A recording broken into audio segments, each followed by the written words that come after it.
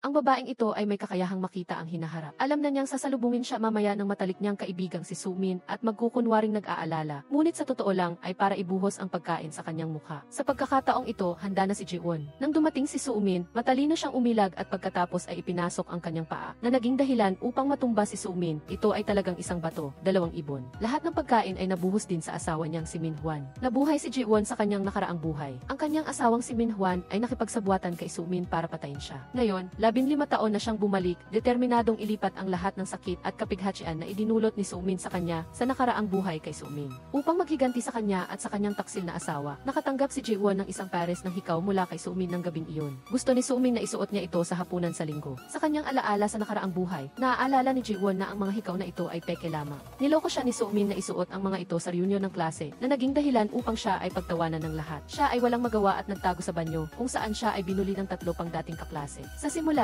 hindi planong dumalo ni Ji-won sa reunion ng klase, ngunit nagpasya siyang pumunta upang hugasan ang kahihiyan mula sa nakaraan at alamin din ang totoong dahilan kung bakit siya binuli noong nag-aaral pa siya. Sa reunion ng klase, wala pa si Ji-won, kaya sinamantala ni Sumin ang pagkakataon na kumalat ng chismis sa harap ng kanilang mga kaibigan na si Ji-won ay. Nagiging malisyoso si Ji-won kay Min-hwan, na lihim na gusto ni Sumin. Mamaya kapag dumating si Ji-won, wag nating banggitin ito, talagang hindi. Bakit hindi? Hintayin mo akong harapin siya para sa iyo, panoorin mo ako. Hinihintay ni Sumin na dumating si Ji-won para gawin siyang tanga. Ngunit sa hindi inaasahan, dumating si Ji-won na napakaganda at siya ang naging sentro ng atensyon ng lahat. Natigilan si Sumin, si Yeji, ang leader ng grupo na bumuli kay Ji-won, ay hindi rin nasisiyahan. Ginagaya din niya ang hikaw ni Sumin, nakakahiya. Kalmadong inilabas ni Ji-won ang kanyang mga hikaw. Napansin ng lalaki na nakaupo sa tabi niya na mas mataas ang uri ng hikaw ni Ji-won. Ang sa iyo, Sumin, ay peke, di ba? Lumalabas na ginagaya mo si Ji-won. Sa susunod, bumili ka ng orihinal, Sumin. Sa pagkakataong ito, si Sumin mismo ang gumawa ng katatawanan sa kanyang sarili. Lumalabas na ang mga hikaw na ibinigay ni Sumin kay Ji-won ay ang pinakamurang peke. Ngunit si Sumin ay hindi sapat na mayaman upang bumili ng orihinal, kaya bumili siya ng mas mataas na kalidad na peking pares para sa kanyang sarili. Hindi niya inaasahan na magsusuot si Ji-won ng orihinal. Ngayon, kung ikukumpara, si Sumin talaga ang gumagamit ng peke. Napahiya si Sumin na gusto na lang niyang magtago. Matapos maghiganti sa insidenteng ito, pumasok si Ji-won sa banyo ayon sa kanyang mga alaala sa nakaraang buhay upang malaman ang tunay na dahilan kung bakit pinili ni Yeji na ibuli siya. Tulad ng inaasahan, si Yeji at ang kanyang dalawang kaibigan ay nagpaplano. Ang lahat ay nangyari ng eksakto tulad ng sa nakaraang buhay. Natuklasan nila na nasa loob din ng banyo si Ji-won.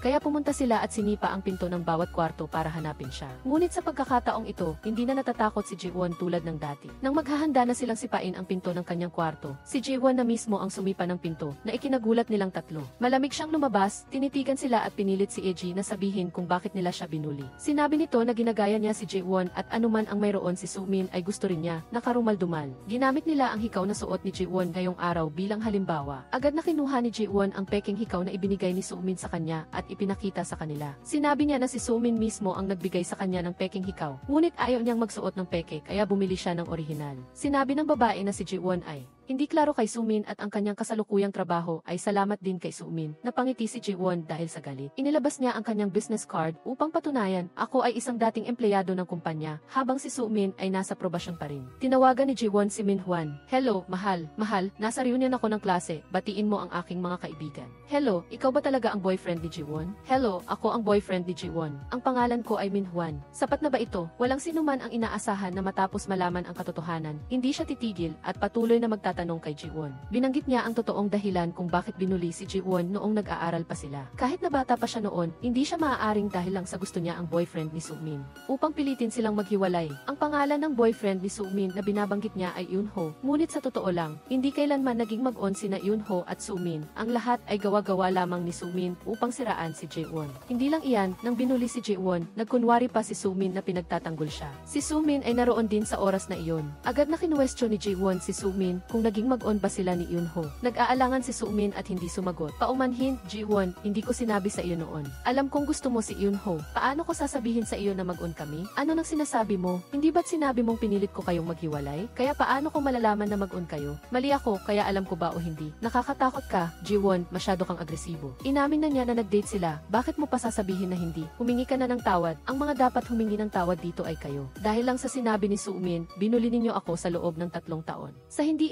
inaasahan, dumating si Eunho sa tamang oras at direktang sinabi na hindi sila kailanman naging mag-on ni Sumin. Matagal na tayong hindi nagkikita, Ji-won. Nagustuhan mo ba ako? Bakit mo ginawa iyon noon? Ang biglaang tanong ni Eunho ay nagpaiyak kay Ji-won at tumakbo siya palabas ng restaurant. Agad siyang hinabol ni Eunho. Nagustuhan mo ba ako? Hindi kita kailanman nagustuhan. Aksidente lang ang sinabi ko. Pero nagustuhan kita, matapos mag-usap. Nalaman lang ni Ji-won na nagustuhan pala nilang dalawa ang isa't isa noong nag-aaral pa sila. Noong panahong iyon, sumulat si Eunho ng love letter para kay Ji-won, ngunit hindi siya nakatanggap ng sagot. Sa halip ay nakatanggap siya ng isang liham ng pagtanggi. Ito rin ang dahilan kung bakit nag-miss sila sa isa't isa. Hindi na kailangang isipin kung ano ang laro ni Sumin. Alam ni Ji-won na sinabi ni Eunho na itinago pa rin niya ang liham ng pagtanggi. Kaya hiniling niya kay Eunho na ibigay sa kanya ang liham sa susunod upang makita kung ano talaga ang nakasulat doon. Pagkatapos na malaman ang lahat, mayroon pa ring lakas ng loob si Sumin na umupo at kumain kasama ang iba pa. Ang grupo ni Eji ay mukhang napakagalit. Paulit-ulit nilang tinatanong si Sumin, may lakas ka pa bang umupo dito? Hindi umamin si Sumin at sumagot pa. Sino ang dahilan kung bakit binuli si Ji-won noong high school? Sinabi niya na may masamang intensyon ka sa kanyang boyfriend, na gusto mong makuha ang lahat ng mayroon siya, at patuloy mo siyang sinisiraan. Hindi ko kailanman hiniling sa iyo na pagalitan siya. Ikaw ang gustong magbuli sa kanya. Bakit mo sa akin ibinubuhos ang galit mo? Walang hiya ka talaga. Nang makita siyang baliw na ganoon, wala nang nagawa si Eji kundi magalit sa kawalan. Galit na nagtago si Sumin sa banyo at tinawagan si Ji-won, ngunit hindi sumagot si Ji-won. Si Sumin ay nakaupo sa tabi ng kalsada nang makita niya si Min-hwan, kaya nagkunwari siyang mahina upang makuha ang awa ni Min-hwan. Dinala siya ni Min-hwan sa isang inuman. Inalo niya siya, ikaw ang pinakamaganda, ikaw lang. Pagkatapos mabuhay, binago ni Ji-won ang kanyang hitsura at naging sentro ng atensyon sa kumpanya. Nang makita ito, si Min-hwan ay ninais na alagaan siya. Ikaw ba talaga ang girlfriend ko? Halos hindi na kita nakilala. Maging ang direktor ay nawala ng focus nang makita siya. Ngayon, lahat ng lalaking kasamahan ay naiinggit kay Min-hwan dahil sa pagkakaroon ng magandang girlfriend na tulad ni Ji-won. Ngunit pinaalalahanan din siya na mag-ingat dahil baka maagaw ang kanyang girlfriend. Nag-aalala si Min-hwan nang marinig ito dahil nitong mga nakaraang araw ay madalas mag-usap sina Ji-won at Chief Yoo Jae-hyuk. Pagkatapos noon, pumunta siya kay Ji-won upang magtanong. Nagkunwari si Ji-won na dahil sa trabaho, mahal, ang ganda mo ngayon. Habang sinasabi niya ito, hinawakan niya si Ji-won. Nang makita niya ang kanyang bibig na malapit sa kanyang mukha, mabilis na ibinuhos ni Ji-won ang kape sa kanya. Ano nang gagawin ko? Pumunta ka na sa banyo, mahal. Pagkatapos, hinanap ni Ji-won si Sumin at sadyang binanggit na ang stocks na binili ni Min-hwan kamakailan ay mabilis na tumataas, kaya kung maghihintay pa sila ng kaunti, magkakaroon na sila ng sapat na pera para bumili ng bahay at magpakasal. Upang hikayatin si Sumin na agawin si Min-hwan. Sa tamang oras, habang nasa elevator, hindi sinasadyang itinulak ng karamihan sina Sumin at Min-hwan nang malapit sa isa't isa. Ang lapit na iyon ay sapat na upang maging awkward si Min-hwan. Ang hindi niya inaasahan ay sadyang kinalabit pa siya ni Sumin na nagparamdam sa kanya na parang nakuryente. Ang kilos na ito ay halos hindi na kayang tiisin ng puso ng isang lalaking tulad ni Min-hwan. Sa gabi, biglang nakatanggap si Ji-won ng text message mula kina Min-hwan at Sumin na gusto nilang pumunta sa kanyang bahay ngayong gabi upang magstay. Inisip ni Ji-won na ito ang isang sa isang uri na pagkakataon upang paglapitin silang dalawa, kaya agad siyang pumunta sa supermarket upang bumili ng isang bote ng malakas na alak. Inakala niya na darating si Sumin sa oras, ngunit hindi niya inaasahan na dahil sa hindi sapat na mainit na mensahe ni Ji-won, nagalit ito at nagbago ang isip na hindi na pupunta. Sa oras na ito, nasa bahay na ni Ji-won si Min-hwan, naliligo at naghahanda. Pagbalik ni Ji-won sa bahay kasama ang alak, nalaman niya na hindi dumating si Sumin, nagtangka siyang magdahilan upang umalis, ngunit huli na ang lahat. Mahal, gwapo ba ako? Matagal na tayong hindi naglalapit, diba? Nang susubukan na ni Min-hwan na lumapit, may kumatok na delivery guy sa pinto. Ngunit wala silang in-order. Mukhang may alam ang delivery guy kaya sinadya niya itong guluhin. Nawala ng gana si Min-hwan. Inubos niya ang kanyang galit sa delivery guy at pinalayas ito. Nang hindi nakatingin si Min-hwan, agad siyang itinulak ni Ji-won palabas, mabilis na isinara at nilock ang lahat ng pinto. Nang aalis na si Min-hwan, dali-dali siyang inihagis ni Ji-won ng sapatos. Lumalabas na ang delivery guy ay sadyang inutusan ni Chief Yoo Jae-hyuk. Mukhang alam ni Jae-hyuk ang lahat tungkol sa nakaraang buhay ni Ji-won. Matapos mamatay si Ji-won, dumalo siya sa kanyang burol. Sa oras na iyon, hinuli ng pulis sina Min-hwan at Sumin dahil sa hinala na may kaugnayan sila sa pagkamatay ni Ji-won. Kahit si Eunho, na lihim na nagkagusto kay Ji-won noong nag-aaral pa sila, ay dumating sa burol. Pagkatapos, narinig ni Eji mula kay Eunho at nalaman niya na sa nakaraan, binuli niya. Si Ji-won ay dahil sa panunulso ni Sumin. Pagkatapos, nalaman nila na si Sumin ay nakikipagtalik kay Min-hwan. Pagkatapos malaman ang katotohanan, si Jae-hyuk na nagmamaneho pa uwi ay namatay sa isang aksidente sa sasakyan habang umiiwas sa isang pusa at siya ay nabuhay muli. At isang hugis puso ang lumitaw sa kanyang katawan na eksaktong kapareho ng hugis puso sa pera ni Ji-won. Si Sumin ay nag-lipstick at sumakay ng taxi. Nang sumakay siya sa kotse, inalis niya ang mga buttons ng kanyang bra. Pagkatapos, bumaba siya sa kotse, nagkunwaring nagkita sila ni Min-hwan nang hindi sinasadya, hinila siya sa kotse at sadyang inangat ang kanyang palda. Hindi na nakapagpigil si Min-hwan, kaya hinila niya si Sumin sa isang eskinita. Agad na naging malabo ang kapaligiran. Nang makita niyang malapit na siyang halikan, ginamit ni Sumin ang diskarte na mahirap makuha. Hindi, huwag, Min-hwan. Hindi ko kayang saktan si Ji-won, hayaan mo na lang akong mamatay. Aalis na ako. Hindi kita hahayaang magtagumpay ng ganun kadali. Huwag kang umiyak, tanga. Ano nang gagawin ko sa aking Jiwon? Kaya walang nagawa si Minhwan kundi ihatid si Sumin pa uwi. Ngunit pagdating nila sa bahay, hinarangan siya ni Sumin sa labas ng pinto. Masaya akong kasama ka. Hayaan mo akong maging totoo sa aking sarili ngayong araw lang. Salamat sa paghatid mo sa akin pa uwi. Mag-ingat ka. Ang lahat ng ito ay maliit na trick lang niya. Hindi siya komportable kung hindi siya magkukunwaring inosente sa isang araw. Nang gabing iyon, hindi maabot ni Minhwan ang kanyang girlfriend na si Jiwon, kaya tinawagan niya si Sumin upang tanungin kung mayroon itong sinabi. Napakaganda ng suot niya at tumingin siya sa salamin ng ilang beses. Akala ko magdi-date kayo. Hindi ba? Anong maganda ang suot niya? Mahirap hulaan ang mga babae. Ganoon din ang nanay ni Jiwon. Matapos siyang ipanganak, nakahanap siya ng ibang partner. Teka, niloko ba ng nanay ni Jiwon ang tatay niya? Hindi mo alam? Akala ko alam mo na ito. Huwag mo na lang itong isipin na narinig mo. Sa galit, palihim na sinundan ni Minhwan si Jiwon na akala niya ay isang manyak kaya tumakbo siya sa takot. Sa wakas, nang mahabol siya ni Minhwan, nalaman niya na ito pala si Minhwan. Kinwestiyon siya ni Minhwan kung bakit gusto niyang magsuot ng lipstick pagkatapos ng trabaho. Sino ang nilandi mo? Parang nanay mo, parang anak. Nang marinig ito, siguradong alam ni Jiwon na sinabi ni Sumin kay Minhwan ang tungkol sa kanyang ina. Sa sandaling ito, naamoy ni Minhwan ang pabango ni Jiwon. Agad siyang nawalan ng kontrol. Mahigpit niyang hinawakan ang pulso ni Jiwon at kahit na sumisigaw si Jiwon sa sakit, hindi niya ito binitawan. Biglang dumating si Jaehyuk. Sa ilang suntok, itinumba niya si Minhwan sa lupa. Nang maisip ni Jaehyuk ang mga kakilakilabot na bagay na ginawa ni Minhwan kay Jiwon sa nakaraang buhay, nawalan siya ng katinuan. Kung hindi siya pinigilan ni Jiwon sa oras, maaaring mamatay si Minhwan sa lugar na iyon ngayon. Sa takot, tumakbo siya palayo. Matapos iligtas si Jiwon, hindi napigilan ni Jaehyuk ang kanyang sarili at umamit sa kanya. Ngunit naramdaman ni Jiwon na si Jaehyuk ay isang bastardo rin dahil hindi pa matagal na ang nakalipas, nakita niya.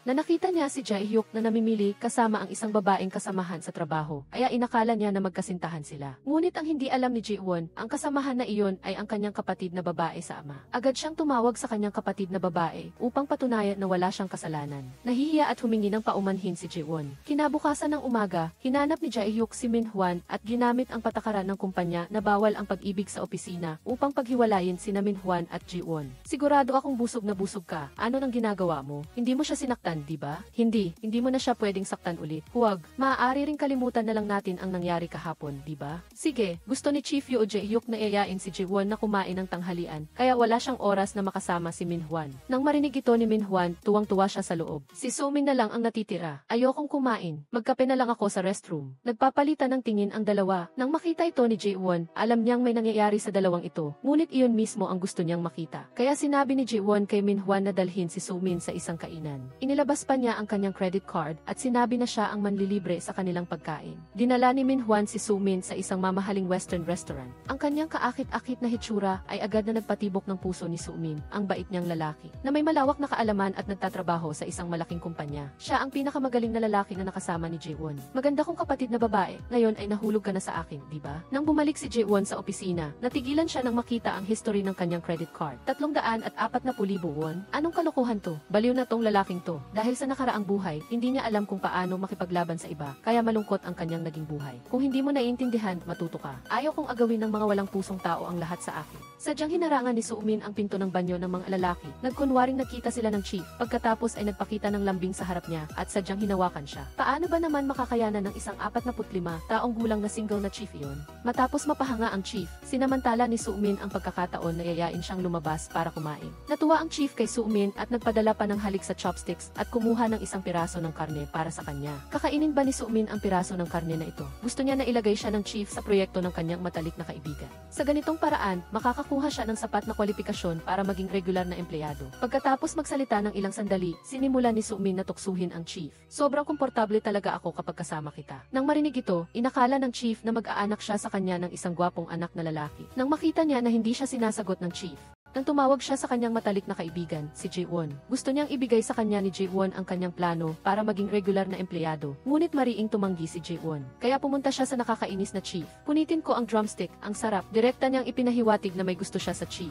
Muli, naisip ng chief na manganak siya ng isang gwapong anak na lalaki. Sa pagkakataong ito, labis siyang natuwa at binura niya ang pangalan ni Jaewon sa plano. Kinabukasan, sa harap ng lahat, niyaya ng chief si Jaewon na kumain. Ngunit sa totoo lang, sadyang ginagalit niya ito upang tanggalin sa plano. Dahil Dahil napakaganda ng plano ni Jaewon, gusto rin ng chief na kunin ang kredito para dito. Gusto niyang alisin hindi lang ang pangalan ni Jaewon, kundi isulat din ang kanyang pangalan at ni Soomin. Ngunit hindi hahayaan ni Jaewon na magtagumpay sila. Ibinigay niya ang bagong plano sa chief. Sinabing binago niya ito ayon sa kanyang mga ideya. Umaasa siyang bibigyan siya ng chief ng pagkakataong maisama ang kanyang pangalan sa proyekto. Kinuha ng chief ang nakaraang plano. Napansin ni Jaewon na ang pangalan ng taong responsable sa kanyang plano ay pinalitan na ng Director Hwang. Hiniling ng chief kay Jaewon na pagsamahin ang dalawang plano at titingnan niya ang kanyang saloobin bago magdesisyon kung isasama ang kanyang pangalan sa plano. Sa sandaling ito, lihim na natuwa si Soomin sa tabi. Pagkatapos na mailunsad ang proyekto, naging tanyag sa buong bansa ang mga ready-to-eat na pagkain at si Director Hwang ay naging isang sikat na kinatawan. Sa pagkakataong ito, tumatawa siya ng husto habang nanonood ng balita sa online. Dahil dito, ang chief ay na-promote bilang deputy director. Biglang naalaala ni Jaewon ang kanyang nakaraang buhay. Insulto ni Director Hwang ang isang flight attendant sa eroplano na humantong sa kanyang pagiging sinibak sa kumpanya. Agad siyang nakaisip ng paraan para gumanti. Nang sumakay si Director Hwang sa eroplano, tumawag si Jaewon upang sadyang galitin siya. Sinabi niya na siya ang gumawa ng plano para sa mga ready-to-eat na pagkain at tinututulan niya ang pagiging tinanggal sa proyekto. Nang marinig ito, galit na galit si Director Hwang at binabaan siya ng telepono. Tulad ng inaasahan, epektibo ang tawag na ito. Ngayon, naiirita na siya sa lahat ng nakikita niya. Mayroong pasahero na nakaupo sa tabi niya, kaya gusto niyang gumawa ng gulo sa flight attendant. Bakit may nakaupo sa tabi ko? Dito ka umupo simula pa lang. May problema ba? Hindi mo ba ako kilala? Bakit may tao sa tabi ko? Pagkatapos niyang magsalita, sinubukan niyang saktan ang flight attendant nang hindi niya alam na ang lahat ng kanyang sinabi at ginawa ay na video. Hindi siya naglakas loob na kausapin ng flight attendant, kaya sinabi niya na hahanapan siya nito ng bakanting upuan. Habang iniisip niya ito, lalo siyang nagalit. Agad siyang tumawag kay Chief Yoo Ji-won para magreklamo na wala ang pangalan niya sa proyekto. Patalsikin ang ignorante na empleyadong ito, nakakainis talaga. Galit na galit ang ibang mga pasahero sa pagtingin sa kanya. Gusto ring lumabas ng kanyang sipon para makisama. Pagkatapos niyang mag-blow ng ilong, inihagis niya ang tissue kung saan-saan. Lumapit ang flight attendant para tulungan siyang pulutin ito, ngunit nakipagtalo siya sa babae. Nang makita ito, mabilis na lumapit ang senior flight attendant para mamagitan. Sa mismong sandali na umaalis ang eroplano, ibinaba ni Director Hwang ang kanyang upuan at hindi rin nagsuot ng seatbelt. Hiningi ng senior flight attendant sa kanya na itaas ang upuan ayon sa patakaran at isuot ang seatbelt. Walang sinabi, nakipag-ugnayan siya sa senior flight attendant na ikinagulat nito. Tawagin ang mas mataas sa iyo rito. Ako ang pinakamataas na tao. Bukod pa rito, illegal ang panggugulo sa flight attendant. Mabilis na naging headline sa pahayagan ang pag-atake ni Director Hwang sa isang flight attendant matapos kumalat ang insidente. Kaagad na tinanggal ng kumpanya si Director Hwang. Sinabi ni Jae-hyuk kay Ji-won, alam din ng punong tanggapan ng kumpanya ang tungkol sa katotohanan. Ninakaw ng manager ang credit para sa kanyang plano at magsasagawa ng disciplinary meeting para sa kanya. Pagkatapos magsalita, umalis na sana si Jae-hyuk. Nang hilahin ni Ji-won si Jae-hyuk, nahulog ang kanyang telepono sa sahig na tumutugtog ng kanta ng Beef. Gusto ko rin ang Beef. Sa katunayan, sa kasalukuyang mood ko, gusto kong makinig sa Dinamite. Dinamite ay napakagaling. Kahit na personal kung gusto ang Spring Day, biglang na-realize ni Ji-won na nabuhay rin si Jae-hyuk mula sa nakaraang buhay dahil ang kasalukuyang timeline ay 2013 at ang Spring Day ay inilabas noong 2017. Hindi nakapagtataka na alam ni Jae-hyuk ang lahat tungkol sa kanyang mga gawain. Ngunit nagkamali rin si Ji-won dahil ang Dinamite ay inilabas noong 2020. Biglang na-realize ni Jae-hyuk na nabuhay si Ji-won. Spring Day, bakit mo sinabi ang Dinamite? Uminom si Soomin ng isang lagok ng strawberry milk at pagkatapos ay ibinigay ito sa kasintahan ng kanyang matalik na kaibigan para inumin. Sa camping trip, sinadya niya ring humiga sa pagitan ng kanyang matalik na kaibigan at Min-hwan at nagkunwari na takot sa mga insekto para maawa sa kanya si Min-hwan. Kahit sa mga panlabas na aktibidad ng kumpanya, para makuha ang unang pwesto, hiniram pa niya ang kasintahan ng matalik niyang kaibigan para tulungan siyang makuha ang pinakamahirap na flag. Walang pakialam si Soomin kung pumayag si Ji-won o hindi, agad niyang hinanap si Min-hwan. Pagkakita sa mga matutulis na sanga sa paligid niya, ano iyan, Soomin? Ayos ka lang ba? Anong nangyari? Min-hwan, sa tingin ko nasabit ako sa isang sanga. Dapat lagyan mo ng gamot. Okay lang, nilagyan ko na ng laway. Alam ko kung nasaan ang numero 1 flag para sa mga babae. Nasa tubig lang ito. Paano kung masakit ang sugat ko pagbaba ko sa tubig? Para makaganti kina Min-hwan at Soomin, kailangan makuha ni Ji-won ang numero 1 flag ngayon. Gustong tulungan siya ni Jae-hyuk, ngunit gusto lang ni Ji-won na umasa sa sarili niya. Sa oras na ito, ibinunyag ni Jae-hyuk ang kanyang mapagmahal na puso. Paano ito? Ako ang pocket money na ibinigay ng tatay mo sa iyo. Dapat pakinggan ako ng tatay mo at gawin ang lahat para sa akin. Kaya, maaari mo akong gamitin ng malaya. masaya. Ayos lang, hindi kailangan gamitin ang pocket money. Gusto ko lang makipag-usap sa pocket money. Sana masaya ang pocket money. Hindi ba gustong gumawa ng kahit ano ng pocket money na nabuhay? Kailangan kong umasa sa sarili ko. Gamitin ang sarili kong lakas para maging masaya. Patuloy na iginigiit ni Ji-won na kukunin niya ang numero 1 flag mag-isa. Nang hindi nagbabantay si Jae-hyuk, mag-isa siyang bumaba sa tubig para kunin ang flag. Ngunit, sa sandaling bumaba siya, napansin niya na mas malalim pala ang ilog kaysa sa inakala niya. Nang malapit na siyang malunod, biglang dumating si Jae-hyuk at iniligtas siya. Baliw ka ba? Sumisid ka ng walang paghahanda, hindi mo man lang alam kung gaano kalalim. Ayos lang ako, okay lang. Dapat sinabi mo lang sa akin. Humingi ka lang sana ng tulong. Bakit kailangan mong gawin ang mahirap na paraan? Hindi ako magiging tulad ni Sumin. Gusto kong umasa sa sarili kong lakas para gawin ang lahat. Iyon ang tunay na Kang Ji-won. Iyon ako. Nang dumating sina Min-hwan at Sumin para kunin ang numero 1 flag, kinuha na ito ni Ji-won. Naalala ni Ji-won ang kanyang nakaraang buhay, kung saan ang nakuha niya ay ang tent na tumutugma sa numero 4 na flag. Ang nakuha ni Sumin ay isang camping car na tumutugma sa numero 1 flag. Sa oras na iyon, natulog si Min-hwan sa tent kasama si Ji-won. Ngunit ngayon ay nakuha na niya ang numero 1 flag at maaaring matulog sa camping car. Si Sumin naman ay kailangang matulog sa tent. Kaya ang gabing ito ay isang magandang pagkakataon para ipare sina Min-hwan at Sumin ayon sa plano ni Ji-won. Natanggap nga ni Sumin ang numero 4 na flag. Pagkatapos, kinuha niya ang numero 1 flag, sinadya niyang ipakita ito kay Sumin at itinago ang flag. Naghihintay na agawin ni Sumin ang kanyang numero 1 flag. Si Sumin ay nahulog sa bitat. Nang dumating si Sumin upang agawin ang flag, mabilis siyang itinulak ni Ji-won. Gusto pa sanang sumugod ni Sumin para agawin ito. Ngunit gumanti si Ji-won at hinawakan ang buhok ni Sumin. Pagkatapos, malakas niyang itinulak si Sumin sa gilid. Pagkatapos ay kaswal niyang sinabi kay Sumin na huwag magalit. Ipinaliwanag niya na naglalaro lang siya. Kung hindi biglang sumugod si Sumin, hindi siya magre-react ng ganoon. Galit na galit si Sumin na hindi niya alam kung paano mag-react. Ngunit nang umalis si Ji-won at nakalayo na, biglang sumalakay si Sumin mula sa likuran. Mabilis niyang pinunit ang name tag ni Ji-won. Kinuha rin niya ang numero 4 na flag at pinalitan ito ng numero 1 flag ni Ji-won. Ngunit hindi na si Ji-won ang duwag na Ji-won mula sa nakaraang buhay. Matigas niyang hinawakan si Sumin. Nandyan na ang camping car sa harap ko. Bakit pa ako maghahanap ng tent? Sa huli, matagumpay na nabawi ni Ji-won ang numero 1 flag. Kaya makakatulog siya sa pinakakomportableng camping car. Hindi nasiyahan si Sumin at hinanap si Ji-won. Tinanong siya kung bakit kinuha niya ang kanyang camping car, gayong alam niyang nahihirapan siya matulog sa ibang lugar. Ayaw siyang pansinin ni Ji-won at tumalikod para umalis. Hindi inaasahan, sa sobrang galit ni Sumin, binuhusan niya ng tubig si Ji-won. Tinanong pa ni Sumin si Ji-won kung bakit siya ginaganyan at sinabi na napakasama ng trato niya sa kanya kamakailan. Itinuturing niyang natural na bagay ang pagbibigay sa kanya ni Ji-won. Naisip ni Ji-won na oras na para harapin niya si Sumin. Nagsisimula na akong magalit sa iyo. Palagi kang nagrereklamo at nagkukunwari na cute, ginagawang sa iyo ang lahat ng bagay ko. Nakakainis talaga iyon. Ikaw mismo ang nagbigay sa akin yan. Kaya masama ako dahil itinuturing ko itong natural. Naging ganito ako dahil sa iyo. Ngayon, ano ang gusto mong gawin ko? Hindi na siya magagamot sa pagkukunwari. Pagkatapos, sinadya ni Ji-won na galitin si Sumin, sinasabing ikakasal na sila ni Min-hwan. Sa ganoong paraan, kung gustong maghiganti ni Sumin sa kanya, ang pinakamahusay na paraan ay agawin si Min-hwan mula sa kanya. Hindi inaasahan, talagang nagkakaintindihan sina Min-hwan at Sumin. Bago pa man gumawa ng hakbang si Sumin, kusa nang lumapit si Min-hwan. Tinanong niya kung may gusto bang sabihin sa kanya si Sumin. Hinimas ni Sumin ang kwintas na brilyante na bigay ni Min-hwan sa kanya na nagpapahiwatig sa kanya. Inabot niya ang kamay sa mukha ni Sumin, kusa namang lumapit si Sumin. Sa isang iglap, naging malabo ang kapaligiran. Ang susunod na mga imahe ay masyadong sensitibo upang ipakita. Lahat ng ito ay malinaw na nakita ni Ji-won. Natutuwa siya na nagtagumpay ang kanyang plano. Sa pag-iisip sa kanyang nakaraang buhay, na sinasaktan ng ganoon ng dalawang masasamang tao sa harap niya, labis na nasaktan ang kanyang puso. Kinaumagahan, muling pumunta si Min-hwan para questionin si Ji-won. Natulog sa sleeping bag ang kanyang kasintahan, ngunit nakatulog siya ng mahimbing. Talaga bang natulog ka sa sleeping bag? Saan pa ako matutulog? Hindi ka ba nag-aalala na lalamigin ang kasintahan mo? Hindi ka ba nag-aalala kung may nangyari sa kanya kagabi? Napakabigat sa loob ko. Nagdala ako ng mga pampainit para sa mga sanggol, ngunit wala ka doon. Sa puntong ito, nabigla si Min-hwan at nagsinungaling na nagpunta siya sa banyo. Pinuna niya ang mahinang kakayahan ni Ji-won na mag-react at sinabing dapat iniwan niya ang pampainit para sa sanggol. Sadya namang tinanong ni Ji-won si Min-hwan kung alam niya kung saan natulog si Sumin. Nagkunwari si Min-hwan na hindi niya alam na may mukha ng isang taong may ginawang mali. Sa sandaling ito, malamig na tinitingnan ni Sumin ang dalawa mula sa malayo. Kaya pala, kagabi, pagkatapos maglandian sina Min-hwan at Sumin, itinakwil ni Min-hwan ang nangyari at sinabi kay Sumin na itago ang lihim at huwag sabihin kay Ji-won. Natahimik si Sumin at hindi inaasahan na magiging ganoon kasama si Min-hwan. Sa almusal, nang makita ni Sumin kung gaano kaatento at masigasig si Min-hwan kay Ji-won, labis siyang naasa.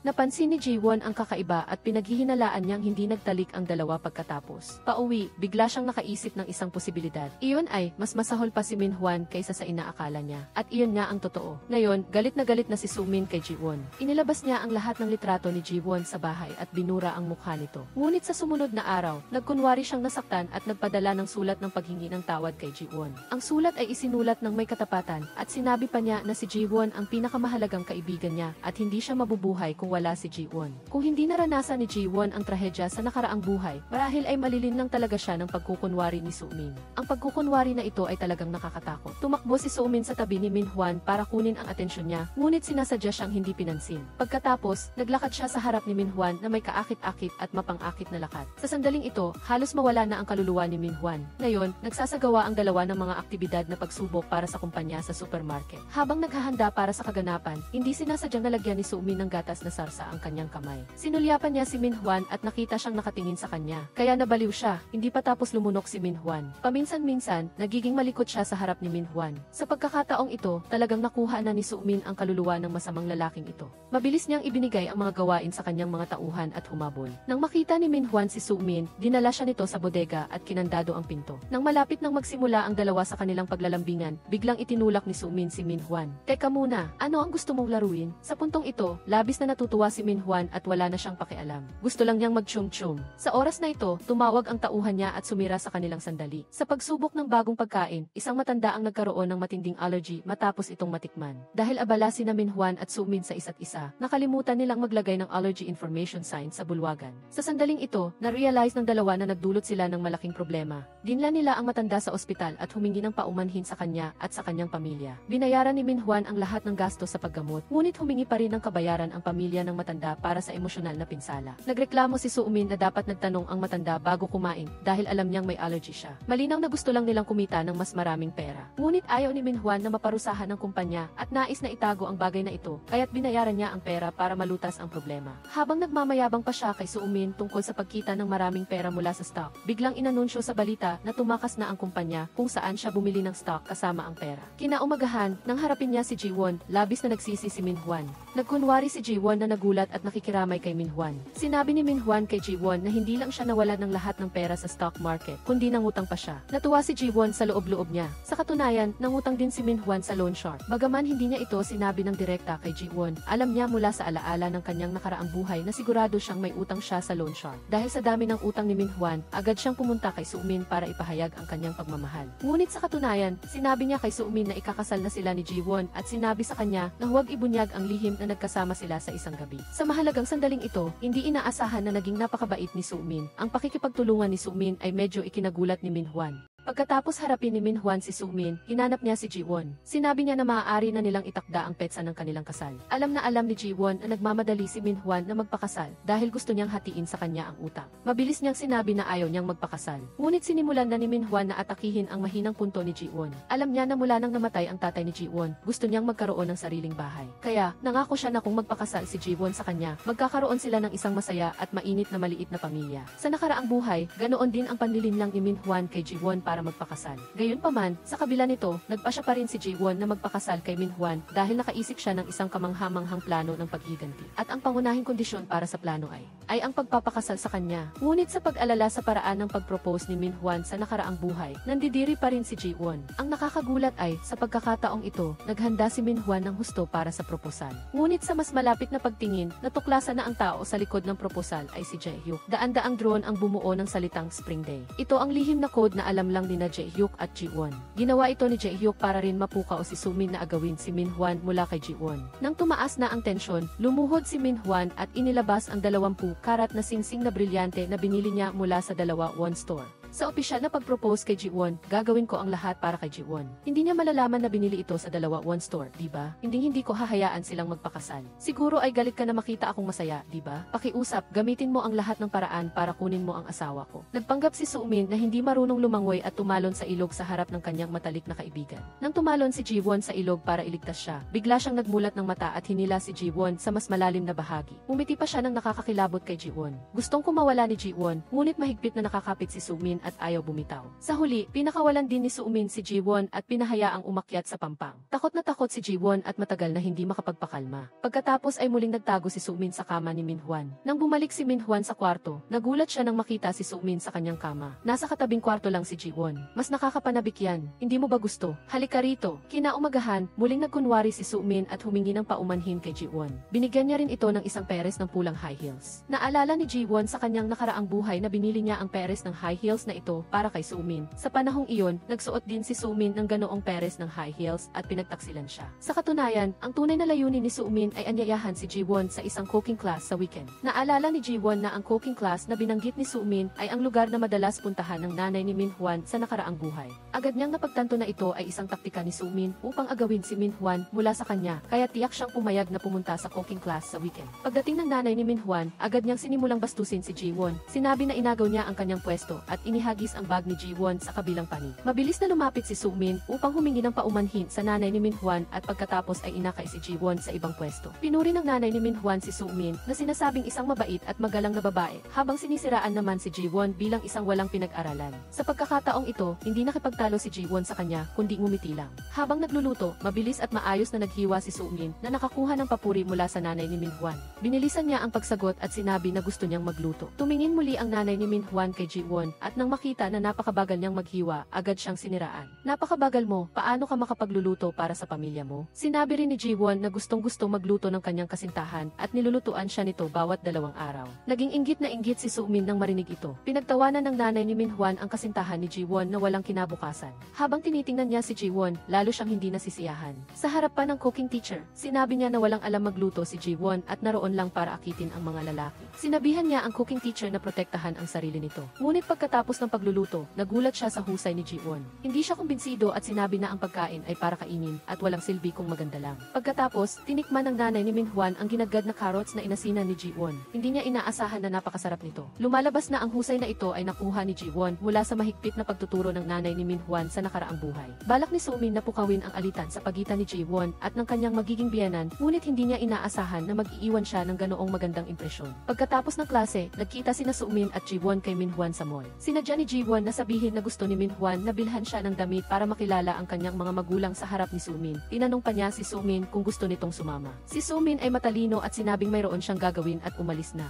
Sinabi pa niya na sa susunod ay ililibre niya si Jiwon ng masarap na pagkain bilang pasasalamat sa pagliligtas sa kanyang buhay. Bago umalis si Soomin, gusto pa rin siyang asarin ni Jiwon. Matagal na tayong hindi nagde-date na tayong dalawa lang, di ba? Gusto mong mag-date tayo? Naman, sige, maganda iyan. Galit na sumugod si Soomin at marahas na kinurot ang braso ni Jiwon. Talagang nabubuhay ako para sa iyo. Aalis na ako. Nakita ni Jiwon ang branded na handbag na binili ni Minhwan para kay Soomin sa nakaraang buhay, kaya agad niya itong gustong bilhin. Nang makita ni Minhwan ang presyo, ayaw niya itong bilhin. Kaya sinadya ni Jiwon na sabihin sa saleslady na napakahirap pasayahin ng kanyang magiging biyenan. Naintindihan naman ng saleslady at sinabing kung mahirap pasayahin ang magiging biyenan, ang bag ay ang pinakapangunahing uri na dapat mayroon ang isang magiging manugang. Alam ni Jiwon na si Minhwan ay isang lalaki na kontrolado ng kanyang pagmamataas, kaya sinabi niya na sila ay isang mag-asawang taga-opisina sa isang malaking kumpanya. Ang mga kasamahan sa trabaho ay sabik na naghihintay kung anong kasal na regalo ang bibilhin niya para sa kanya. Dahil sa pagmamataas, napilitan si Minhwan na bilhin ang bag na ito para kay Jiwon. Pagkatapos, patuloy na bumibili si Jiwon sa mall. Anumang mahal ay binibili niya. Pagkatapos, tiningnan ni Minhwan ang mga malalaki at maliliit na bag na binili at umiyak ng walang luha. Sa araw ng paghaharap ng pamilya, nagalit ang nanay ni Minhwan nang malaman na gusto ng kanyang mahal na anak na magpakasal sa kanyang kasintahan.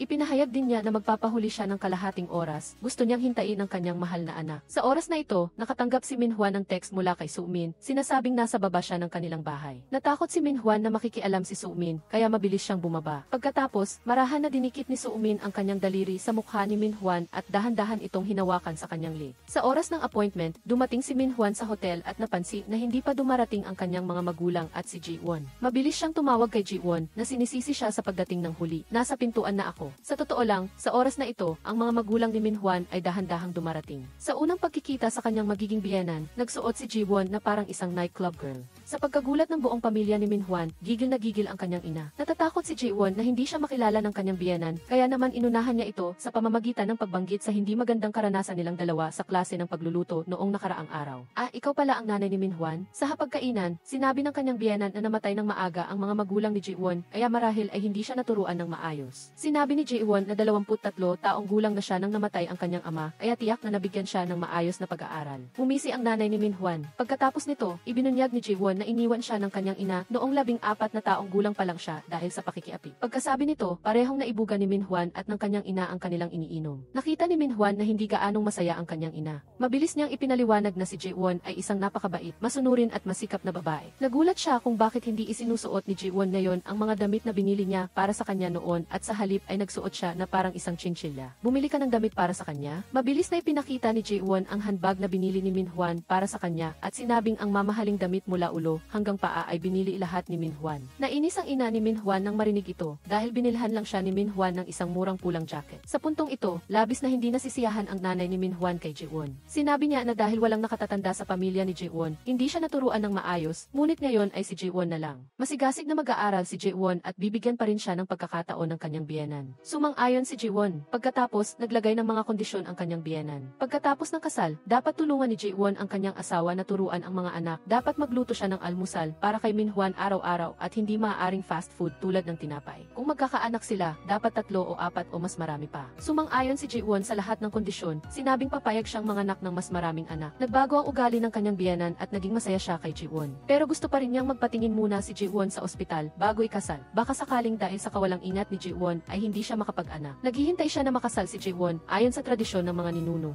Dapat din daw turuan ni Jaewon kung paano mag-alay. Tungkol naman sa pagganap ni Jaewon sa trabaho, nasisiyahan din daw siya at pinagsabihan si Jaewon na ipagpatuloy ito. Agad na nagtanong si Jaewon kung bakit kailangan pa niyang magtrabaho. Kung kailangan kong alagaan ang mga magulang ni Minhwan, pati na rin ang aking asawa at mga anak, tiyak na wala na akong oras para magtrabaho. Sinabi rin niya na bawat taon ay nag-aalay siya para sa kanyang ama at pamilyar siya sa tradisyon ng pag-aalay, kaya hindi na niya kailangang matuto mula sa kanyang biyenan. Nang marinig ito ng biyenan ni Jaewon, nagsimula na naman siyang punahin si Jaewon dahil sa kawalan ng pagtuturo at sinabi na hindi dapat nag-aalay ang mga babae para sa kanilang mga magulang. Dapat naiintindihan ng iyong ama na ang magkaroon lang ng anak na babae ay kasalanan din niya. Kaya naman gusto ng lahat ng lalaking anak. Tita, hukom ka ba at hinahatulan mo ang aking ama na nagkasala? Jaewon, nababaliw ka na ba? Ayokong magpakasal, tita. Kung ganoon, hindi ka rin nagkakamali sa pagiging tita, di ba? Magising ka, tita. Hindi ganoon kaganda ang anak mo. Kahit pa napakabait niya, dapat mong maunawaan na mahalaga rin ang anak ng ibang tao. Pakinggan mo akong mabuti, hindi ikaw, kundi ako ang ayaw sa pamilyang ito, kaya hindi ako magpapakasal. Naintindihan mo ba? Matapos sabihin ito, umalis siya ng may paninindigan. Ang kanyang biyenan ay gustong sumabog sa galit. Hinabol siya ni Minhwan at tinanong siya kung ano ang ginagawa niya. Sinabi lang ni Jaewon na break na tayo, wag na tayong mag-ugnayan pa. Pumunta si Jaewon sa kumpanya, kumuha ng pulang lace na panty at ipinakita ito sa harap ng kanyang kasintahan. Pagkatapos, ipinatong niya ang panty sa ulo ni Minhwan. Kanino ito? Nakita ko ito sa kotse mo. Naalala ni Minhwan na kahapon ay may nangyari nga sa kanila ni Sumin. Nag-usyoso ang mga kasamahan nila. Pagkatapos nito, sinampal ni Jaewon si Minhwan ng 3 beses. Nang aakmang sasaktan ni Minhwan si Jaewon, pinigilan siya ni Jae-hyuk at pinagsabihan silang huminto. Tinanggal ni Jaewon ang murang wedding ring na binili ni Minhwan sa isang tindahan na nagkakahalaga ng 2 won at inihagis ito. Agad na nadurog ang singsing. Sa isang iglap, naging paksa si Minhwan sa tuwing walang ginagawa ang kanyang mga kasamahan. Puno rin ang company forum ng mga post tungkol sa chismis na ng babae si Minhwan. Naglagay pa sila ng palayaw para sa kanya na panty boy. Tinanong ni Minhwan si Sumin kung bakit nakalimutan niya ang panty. Sinabi naman ni Sumin na hindi niya pag-aari ang pulang panty na iyon. Hindi maintindihan ni Minhwan. Sa puntong ito, napagtanto ni Minhwan na niloko siya ni Jaewon dahil kahapon ay hindi naman pumasok si Jaewon sa kanyang kotse. Sa totoo lang, bagong bili lang ni Jaewon ang panty at sadyang pinili niya ang estilo na gusto ni Minhwan. Nagalit si Minhwan at gusto niyang tanungin si Jaewon kung kanino ang panty na iyon, ngunit pinigilan siya ni Sumin. Sinabi ni Sumin na hindi na mahalaga kung kanino ang panty dahil siya mismo ang umamin sa pandaraya sa harap ng kanyang mga kasamahan.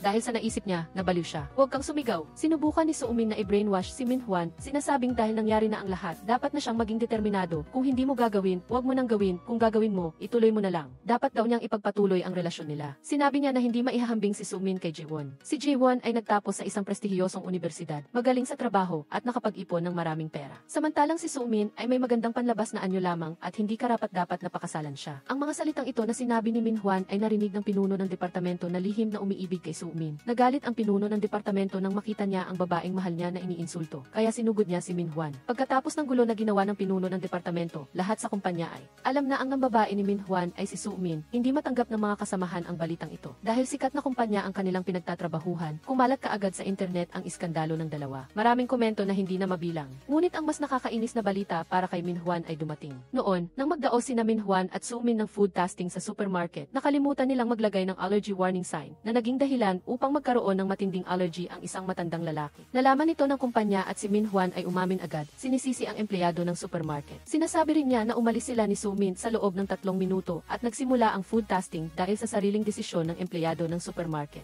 Sa sinabi niyang umalis sila pareho, agad na hinulaan ng mga kasamahan na gumawa sila ng mabuti sa isa't isa. Nagbulungan ang lahat. Sa pagkakataong ito, hindi na matatapos ang iskandalo nilang dalawa. Nagdesisyon ang pamunuan ng kumpanya na parusahan si Min Juan. Tinanggal siya sa kanyang posisyon at binawasan ang kanyang sahod. Samantalang si Su Min ay agad na sinibak kahit nasa ilalim pa siya ng probationary period. Pagkatapos umuwi, nanginginig si Su Min at patuloy na tinatawagan si Jae-won, ngunit hindi ito sumasagot. Hindi niya maintindihan kung bakit puno ang internet ng mga masasakit na komento laban sa kanya. Kaya naisip niya ang isang masamang sumulat ng isang sulat gamit ang pangalan at sulat kamay ni Jae-won. Kinabukasan, sa supermarket, lumitaw ang matandang lalaking inatake ng allergy sa kumpanya at gumawa ng gulo. Sinabing hinahanap niya si Jae-won at gusto niya ng paliwanag. Hindi pa alam ni Jae-won kung ano ang nangyayari. Nagpakilala siya at bilang resulta, sinampal siya ng asawa ng matandang lalaki. Tinanong siya ng babae kung bakit siya nag-post online na sinasabing nagpapanggap lang ang matandang lalaki na may allergy para makakuha ng pera. Nananatiling kalmado si Jae-won. Alam niyang ito ay gawa ni Su Min, kaya tinanong niya kung maaari ba niyang makita kung ano ang isinulat at in-post niya online. Ako si Jae-won, ang bida sa iskandalo ng panty at sa love triangle. Ang ilang impormasyon ay nabaluktot. Ang katotohanan ay mahal ni Min Juan na balak kong pakasalan si Su Min, ngunit hindi niya kailanman sinuklian ang damdaming iyon. Siya ay may kakaibang alindog. Sinusubukan kong tanggapin ang hindi maiiwasang sitwasyong ito. Tungkol naman sa insidente ng allergy sa supermarket, hindi ito gagawin ng isang taong may malubhang allergy na kumuha ng pagkain ng hindi nagtatanong, tama ba? Dahil dito, ang aking inosenteng kaibigan ay hindi makatarungang sinisisi. Inamin ni Jae-won na ang sulat kamay ay sa kanya, ngunit hindi siya ang sumulat ng post. Sinabi niya na sa mundong ito, bukod sa kanya, ang isa pang taong nakakaalam ng kanyang sulat kamay ay si Su Min. Pagkatapos sabihin ito, agad na nakilala ni Jae-won si Su Min na palihim na umaalis dahil sa pamilyar na tunog ng sapatos nito na may takong. Mabilis na lumakad si Jae-won patungo kay Su Min.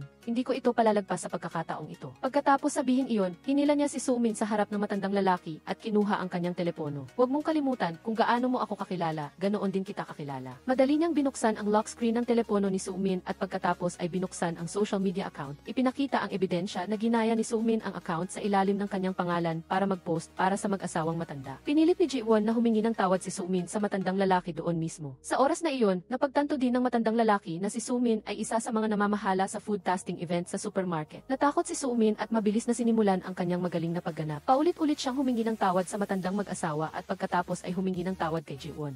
Jae-won, patawarin mo ako, pwede mo ba akong patawarin? Ngayon ay hindi ako mabubuhay nang wala ka. Buntis ako. Nang sabihin niya ito, nagulat ang lahat. Ang mga mausisang tao ay parang nanonood ng isang drama series araw-araw. Pagkatapos na nakakagulat na balitang ito, may dumating na panibagong nakakagulat na balita. Nahimatay sa lugar ang pinuno ng departamento na lihim na nagmamahal kay Su Min. Si Min Juan naman ay natakot at bumagsak sa lupa. Dahil dito, hindi na nagmatigas ang matandang lalaki at pinatawad si Su Min. Ngunit alam ni Jae-won na nagsisinungaling si Su Min tungkol sa pagiging buntis dahil baog si Min Juan. Sa gabi, lasing at nalungkot si Min Juan at nahimatay sa daan pauwi. Nang magising siya, nakatalina siya. Sinabihan siya ng kanyang mga nagpautang na magbayad na siya. Kung hindi, puputulin ko ang iyong mga kamay at paa. Sir, magbabayad ako, magbabayad ako. Sinabi niya na pagkatapos niyang magpakasal, bibigyan siya ng bahay ng kanyang mga magulang at ibebenta niya ito para makapagbayad kaagad. Ngunit binalaan siya ng nagpautang na magmadali siyang magpakasal. Kung babalikan pa niya ito sa susunod, gagamit na siya ng kutsilyo. Agad na naisip ni Min Juan si Su Min na nagdadalang tao sa kanyang anak at nangakong magpapakasal kaagad. Sa totoo lang, ang nagpautang na may mataas na interes ay inayos ni Jae-hyuk. Ang layunin nito ay hikayatin si Min Juan na magpakasal kay Su Min ng mabilis. Matapos makatakas, dali-daling hinanap ni Min Juan ang kanyang ina at sinabi sa kanya na bilhan siya ng bahay ngayon na. Ngunit galit pa rin ang kanyang ina sa kanya dahil sa pagbili ng mamahaling gamit para kay Jae-won.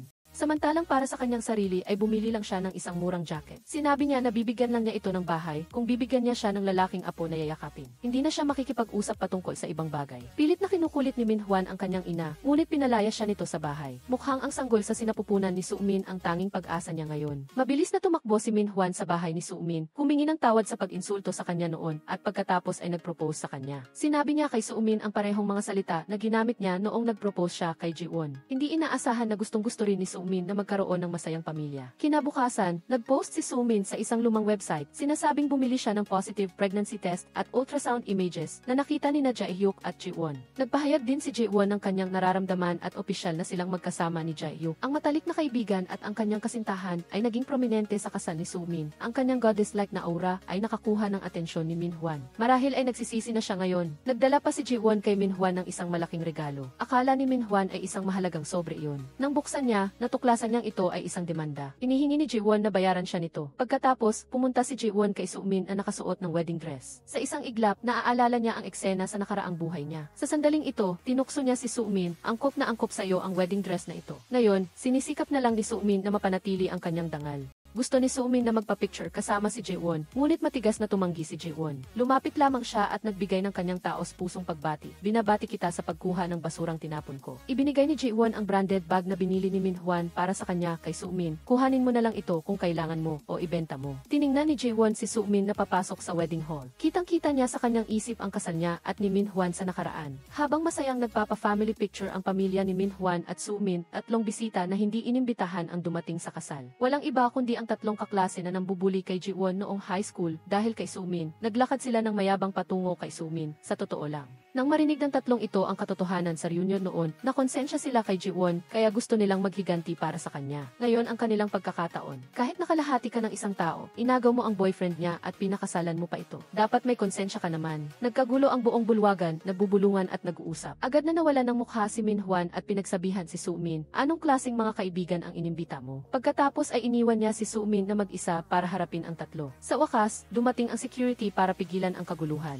Upang mabawi ang dignidad, Pinaliwanag ng ina ni Min-hwan sa mga bisita na ang tatlong dumating ay baliw. Pagkatapos ng kasal, umuwi si Ji-won kasama si Jae-hyuk. Nang inakala ni Ji-won na magiging masaya na sila ni Jae-hyuk, may isang babae na sumira sa lahat. Siya ang dating fiancé ni Jae-hyuk. Si Jae-hyuk mismo ang nagkansela ng engagement. Hindi ko inaasahang gagawin niya iyon para sa isang babae. Ang dating fiancé na si Yura ay naghanda ng isang party para ipagmalaki ang kanyang pagiging mayaman sa harap ni Ji-won. Agad na humingi ng paumanhin si Ji-won at ipinaliwanag na hindi niya talaga alam na nag-engage na si Jae-hyuk at Yura. Sinabi rin niya na hindi na niya muling makikita pa si Jae-hyuk. Ngunit ayaw pa ring tumigil ni Yura. Tinanong niya si Ji-won, hindi ba't may boyfriend ka na sa loob ng 7 taon? Ang relasyong iyon ay hindi naiba sa mag-asawa, di ba? Bakit bigla kang sumama kay Jae-hyuk? Dahil ba anak siya ng mayaman? Hindi ganoon. Kung gayon, hindi mo ba alam ito? Ang tanong na ito ay nagpatahimik kay Ji-won dahil matapos siyang mabuhay muli, alam niya na anak ng mayaman si Jae-hyuk. Mukhang alam mo na ang mga kailangan mong sabihin. Nasabi ko na ang lahat, kaya aalis na ako. Ayoko sa mga taong katulad mo. Wala ka namang kwenta, pero mayabang ka. Sakim at gustong makalamang, pero tinatanggi mo. Halatang alam mo ang lahat, pero nagpapanggap kang walang alam.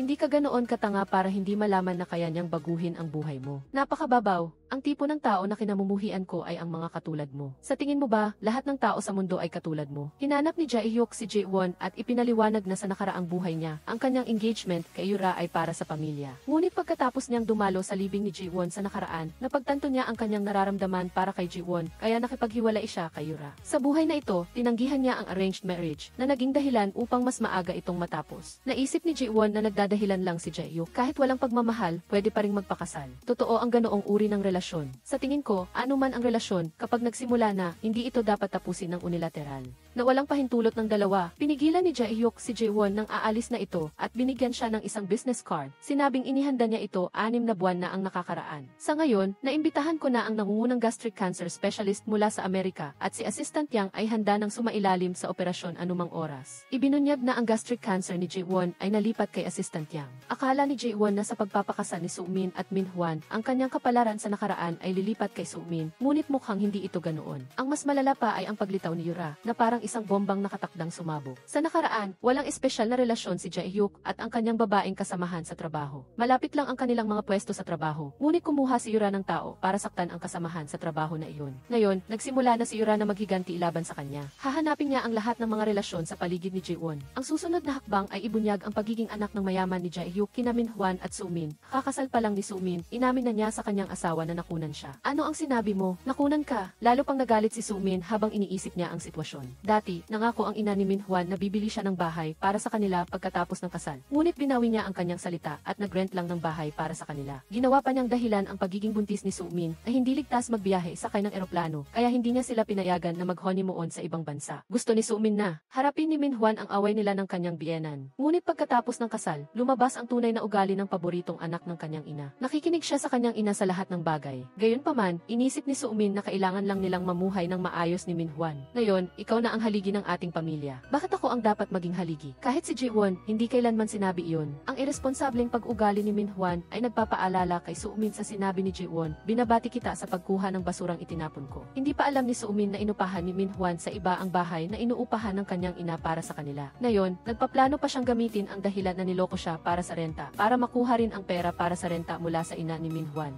Nagalit nang malaman ng ina ni Minhwan na niloko siya para sa kanyang 360 milyon won. Sinuway niya ang lahat kay Sumin na sinasabing siya ang nagdadala ng kamalasan. Ngunit hindi si Sumin ang tipo ng taong magtitiis. Sinabi niya na ang kanyang biyenan ang pumili ng bahay at si Minhwan ang pumirma sa kontrata, kaya paano siya sisisihin? Sa simula, sabi mo bibili ka ng bahay pero sa huli, nag-rent ka lang. Nagtiis na ako dyan. Tingnan mo ang itsura mo. Pinagbigyan lang kita dahil buntis ka. Hindi ka naman kasal sa pamilya namin. Tingnan mo ako. May pera ako pero ayaw lang niyang ipakasal ako. Nagtaka si Minhwan dahil nasibak na si Sumin sa trabaho. Paano siya nagkaroon ng pera? Kaya pala, palihim niyang nakita si Jiwon na bumili ng mga stock na tumataas ang halaga, kaya bumili rin siya ng marami. Marami na siyang pera ngayon. Sa madaling salita, huwag mo nang saktan pa si Minhwan, nanay. Siya ang haligi ng ating pamilya at ang ama ng aking anak. Kung hindi, gusto mo ba akong umalis kasama ang bata? Bumalik sila sa kanilang silid. Napaisip si Minhwan na napakabuting magkaroon ng asawa na magtatanggol sa kanya. Kapag ipinanganak ang ating anak, tiyak na bibili siya ng bahay para sa atin. Dahil sa ugali niya, hindi siya makatiis kapag narinig niya ang iyak ng sanggol. Nakunan na ako. Anong sinabi mo? Hindi inaasahan na iiyak ng husto ang isang irresponsableng tao, tulad ni Minhwan dahil sa balitang ito. Marahil ay 80% na umiiyak dahil nawala ang pagkakataon na bumili ng bahay. Natatakot si Sumin na magduda si Minhwan na nagpapanggap siyang buntis kaya't kinuha niya ang ultrasound photo at umarte sa harap nito. Tuluyan nang namanipula ni Minhwan si Sumin. Mula nang lumipat si Minhwan para tumira kasama ang kanyang biyenan, araw-araw ay abala si Sumin sa mga gawaing bahay. Ang bahay ay napakagulo na hindi niya alam kung saan magsisimula. Hindi lamang hindi tumulong ang biyenan, kundi dinagdagan pa nito ang dami ng trabaho para sa kanya. Maglaba ka ngayon, wag lang yung nasa basket. Ayusin mo rin ang aparador. Bago umalis, binuksan pa niya ang prenatal music para kay Sumin para makinig ito habang ginagawa ang mga gawaing bahay. Ang swerte mo talaga, umalis na si Lola. Ang baby ko, si Sumin, sa wakas ay walang magawa kundi magtrabaho ng masigasi. Sa sandaling iyon, tumunog ang doorbell. Pinapunta ni Yura ang kanyang tauhan para ipadala kay Sumin ang mga dokumento ni Jae-hyuk, isang mayamang tao. Naalala ni Sumin ang sinabi ni Jiwon. Kinuha niya ang basura na itinapon ni Jiwon. Ibinigay niya si Park Minhwan sa akin, kapalit ng isang mayamang lalaki. Hindi impossible. Halos mabaliw si Sumin sa galit. Pagbalik ni Minhwan, nakita niya ang nasirang wedding photo at tinanong ang kanyang ina kung ano ang nangyari. Bakit mo ako tinatanong? Winawasak ng asawa mo ang buong bahay. Ayaw niyang lumabas sa nakakandadong pinto. Pagkatapos buksan ni Minhwan ang pinto, ibinigay ni Sumin sa kanya ang mga dokumento na ipinadala ni Yura. Nang makita ito, nagalit si Minhwan. Isa lang siyang malaking hangal. Iyon ay dahil ipinanganak lang siya sa isang mayamang pamilya. Pagkatapos ay sinisisi niya ang kanyang mga magulang dahil hindi sila kasing galing ng iba. Hanggat mayroon siyang suporta, tiyak na magiging mas matagumpay siya. Jae-hyuk, naiinggit ka ba ngayon kay Jae-hyuk? Hindi lang ako pumulot ng isang tumpok ng basura. Pumulot din ako ng isang tumpok ng basura na walang respeto sa sarili. Ikaw talaga, hindi lang wala kang respeto sa sarili, wala ka ring utak. Nababayaran na ba ang utang mo? Magkano ang natitira? Sapat na ba ang 100 milyon? Gusto niyang bayaran siya ni Jae-won ng 100 milyon. Sa tingin mo ibibigay niya? Ipapaibigay ko sa kanya. Alam ko ang lahat tungkol sa kanya, kahit na ang mga bagay na hindi niya alam, alam ko. Pagkatapos noon, nakatanggap si Jae-won ng mensahe mula sa kanyang ina. Jae-won, hindi kita makontak. Kumusta ka na? Ako ang iyong ina. Ang ina na umabandona sa kanyang anak sa loob ng 35 taon. Nang malaman na nakahanap ang kanyang anak ng mayamang nobyo, ay kusang loob na hinahanap ang kanyang anak. Maganda ka pa rin. Maganda ka rin. Buti na lang kamukha mo ako. Sinabi ng ina na nang malaman niyang namatay ang ama ni Jae-won, saka lang siya naglakas loob na hanapin si Jae-won. Ginawa ng lahat ng iyong ama para palakihin ka. Siyempre, ang kawalan ng ina ay hindi mapupunan, lalo na para sa mga dalagitang hindi marunong magpahayag ng damdamin.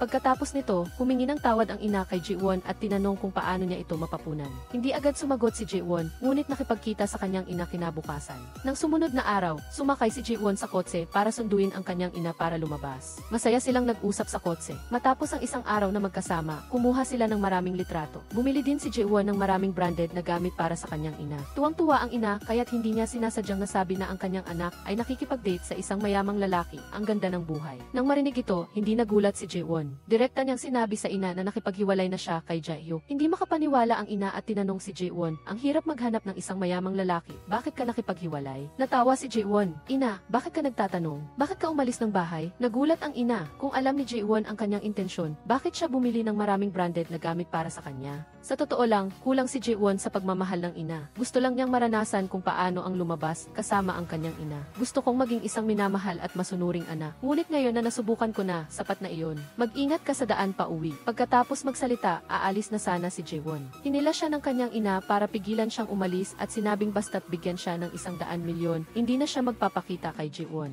Dapat maintindihan mo ako, anak. Wala akong pera at wala rin akong ina. Pumunta si Jaewon sa puntod ng kanyang ama at sinabi ang kanyang sama ng loob. Itay, gusto ko talagang gamitin ng mabuti ang regalo mo sa akin. Ngunit bakit napakahirap sa akin ang mundong ito? Nasaktan ko na naman ang taong mahalaga sa akin. Ang lahat ay napakahirap para sa akin. Ano ang dapat kong gawin? Pagkatapos umalis ni Jaewon sa sementeryo, isang kotse ang palaging sumusunod sa kanya. Mayroon ding isang malaking truck na naghihintay sa kalsada. Nang huminto si Jaewon sa isang intersection at naghihintay ng berdeng ilaw, mabilis na bumangga ang truck sa kanyang kotse. Nagulat si Jaewon. Sa sandaling iyon, dumating si Jaehyuk sakay ng kotse upang saluhin ang pagbangga para sa kanya. Isang linggo bago iyon, nalaman ni Minhwan na ang kanyang nobya sa loob ng 7 taon ay nakakita ng isang mayamang lalaki pagkatapos nilang maghiwalay. Galit siyang pumunta upang hanapin si Jaewon at tinanong siya kung nahulog ba siya sa isang mayaman na lalaki noong nag-propose siya sa kanya. Jaehyuk, hindi. Kaya sinira niya ang family meeting noon. Umarte rin siya sa opisina na nakasuot ng pang-ibaba, kaya itinuring siyang masamang tao sa mata ng lahat. Kailan ito nagsimula? Kailan ka nagbago ng isip? Saan galing ang baliw na asong ito? Nakalimutan mo na ba ang nawawalang bahagi? Ikaw at si Sumin, ang pagtataksil sa akin ang simula ng lahat. Pagkatapos nito, sinimula ni Minhwan na sundan si Jaewon. Nakita niya ang mga tauhan ni Jaehyuk na nakikipagkita kay Jaewon. Napansin ni Minhwan na ang taong ito ay siya ring naghatid ng pritong manok dati at ang may utang na nagpilit sa kanya na magbayad. Sa sandaling ito, na-realize niya na pinaglalaruan siya sa buong panahon. Naalala niya ang mga naunang pangyayari. Ilang araw na ang nakalipas, hinanap ako ni Yuga para makipagtulungan. Sinabi ni Yuga na inagaw ni Jaewon ang kanyang dating kasintahang, kaya nais niyang makipagtulungan kay Minhwan para gantihan si Jaewon. Kaya't pumunta si Minhwan kay Yuga at sumang-ayon sa kanyang alo. Nag-alok agad si Yuga ng 2 maleta na puno ng pera. Sinabi niya na kapag namatay si Jaewon, makukuha pa rin ni Minhwan ang 80 bilyong won na ari-arian na inilipat ni Jaehyuk kay Jaewon. Bumalik si Minhwan at sinabi ito kay Sumin. Nang malaman ni Sumin na si Jaewon ay may 80 bilyong won na ari-arian, bigla siyang kinilabutan. Kapag namatay si Kang Jaewon, ang tanging kamag-anak niya na kanyang ina ay siyang makakakuha ng lahat. Kung sakali mang mamatay na siya, ibibigay ba sa atin ng kanyang ina ang halagang ito? Hindi ba't buhay pa ang tatay mo? Pumunta si Sumin sa restaurant na pagmamay-ari ng kanyang ama at nakita niya itong sinisingil ng mga nagpapautang. Pagkatapos mag-ingay ng mga nagpapautang, pumasok si Sumin. Nasaan ang tita na nakatira sa tatay? Kumuha si Sumin ng 150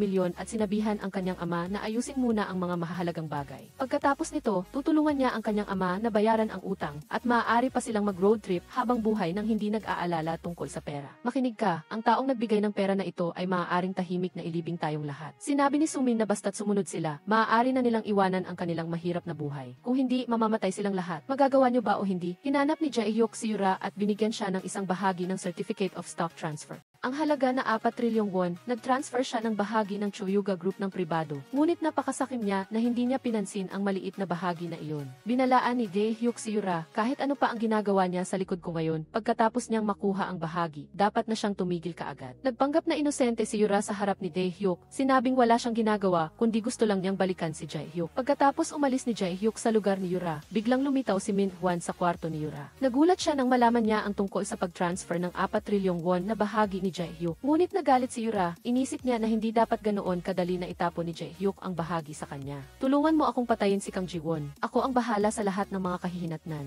Makakakuha ka ng pera na hindi mo maubos sa buong buhay mo at makukuha ko si Jaehyuk. Pagkatapos gawin ni Yura at Minhwan ang kanilang trabaho, nakatanggap sila ng balita na maayos na ang lahat mula kay Sumin. Masayang ginantimpalaan ni Yura si Minhwan ng isang halik at itinakda ang araw ng kamatayan ni Jiwon sa anibersaryo ng kamatayan ng kanyang ama. Nang dumating si Jiwon sa sementeryo para para bisitahin ang puntod ng kanyang ama. Dali-daling tinawagan ni Chief Lee si Jae-hyuk. Nalaman niya na kumuha ang ina ni Jae-won ng isang iligal na malaking truck. Ayon sa geek, natukoy na ang lokasyon ng truck. Nagmadaling tumawag si Jae-hyuk kay Ji-won. Ngunit sa sandaling iyon, naubusan ng baterya ang telepono ni Ji-won. Kaya mabilis siyang nagmaneho patungo doon. Nang naghihintay si Ji-won sa traffic light, mabilis na pinatakbo ni Sumin ang isang malaking truck patungo sa kanya. Sa sandaling iyon, dumating din si Jae-hyuk upang pigilan ang nakamamatay na banggaan na ito. Mabilis na isinugod si Jae-hyuk sa emergency room. Pagkatapos mag-charge ang telepono ni Ji-won, nakatanggap siya ng mensahe mula kay Jae-hyuk. Sa mensahe, nalaman ni Jae-hyuk na sa nakaraang buhay, pagkatapos ng kanyang kamatayan, namatay din si Jae-hyuk sa isang aksidente sa kotse. Ngunit sa buhay na ito, maswerte pa rin siya. Pagkatapos ng emergency, nakaligtas si Jae-hyuk sa kritikal na kondisyon. Ang masamang ina, dahil gusto niyang makuha ang 80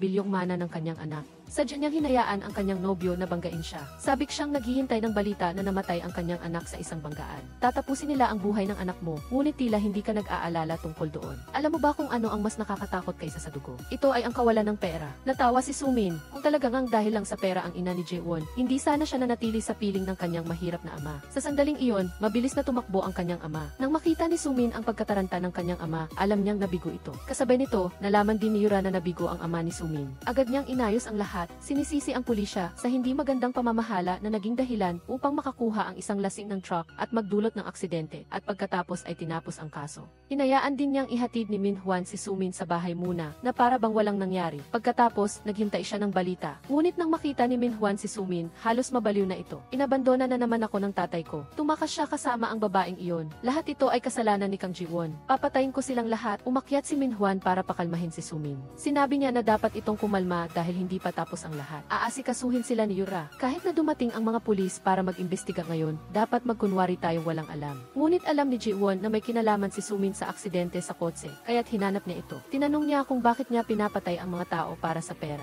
Bakit hindi mo ako mapatawad? Sa simula, nagkunwari si Sumin na inosente, nagkunwaring hindi niya naiintindihan. Sinabi pa niya na dahil kay Ji-won kaya siya nakunan. Nagalit si Ji-won at napatawa. Dahil baog si Min Hwan, imposible para kay Sumin na magbuntis. Ano bang pinagsasabi mo? Buntis talaga ako. Tama na, huwag ka nang magsinungaling, huwag ka nang magsabi ng mga kasinungalingan. Ano ba talagang problema mo? Bakit mo ginawa sa akin ang lahat ng ito? Sa wakas, ibinunyag ni Sumin ang sikreto na tinago niya sa loob ng mahigit 10 taon. Nang si Sumin ay 14 na taong gulang, dahil sa relasyon ng ina ni Jae-won, inabandona siya ng kanyang ama. Mula noon, sinimulan ni Sumin na subukang lapitan si Jae-won. Habang natutulog si Jae-won sa bus, ninakaw niya ang pitaka ni Jae-won. Naghihintay siya kay Ji-won na pumunta sa tindahan para bumili ng isang bagay, at pagkatapos ay kunwari ay natagpuan niya ang nawawalang pitaka at ibinalik ito kay Ji-won. Dahil dito, naging matalik silang magkaibigan. Ngunit sa kanilang pagsasama, natuklasan ni Sumin na may mabait na ama si Ji-won at hindi ito nasasaktan sa kawalan ng ina. Kaya't nagsimula siyang mainggit at lihim na nagpasya na kunin ang lahat ng mayroon si Ji-won. Ngayon, naiintindihan mo na ba? Alam mo ba kung gaano kahirap ang buhay ko? Alam mo ba kung gaano ito kahalintulad ng impyerno? Iniisip mo ba na maaari mo akong saktan at kunin ang lahat ng mahalagang bagay sa akin dahil lang sa dahilan na iyan? Kaya pala, sa simula pa lang, alam na ni Jae-won ang tungkol sa kanyang ina at sa ama ni Sumin.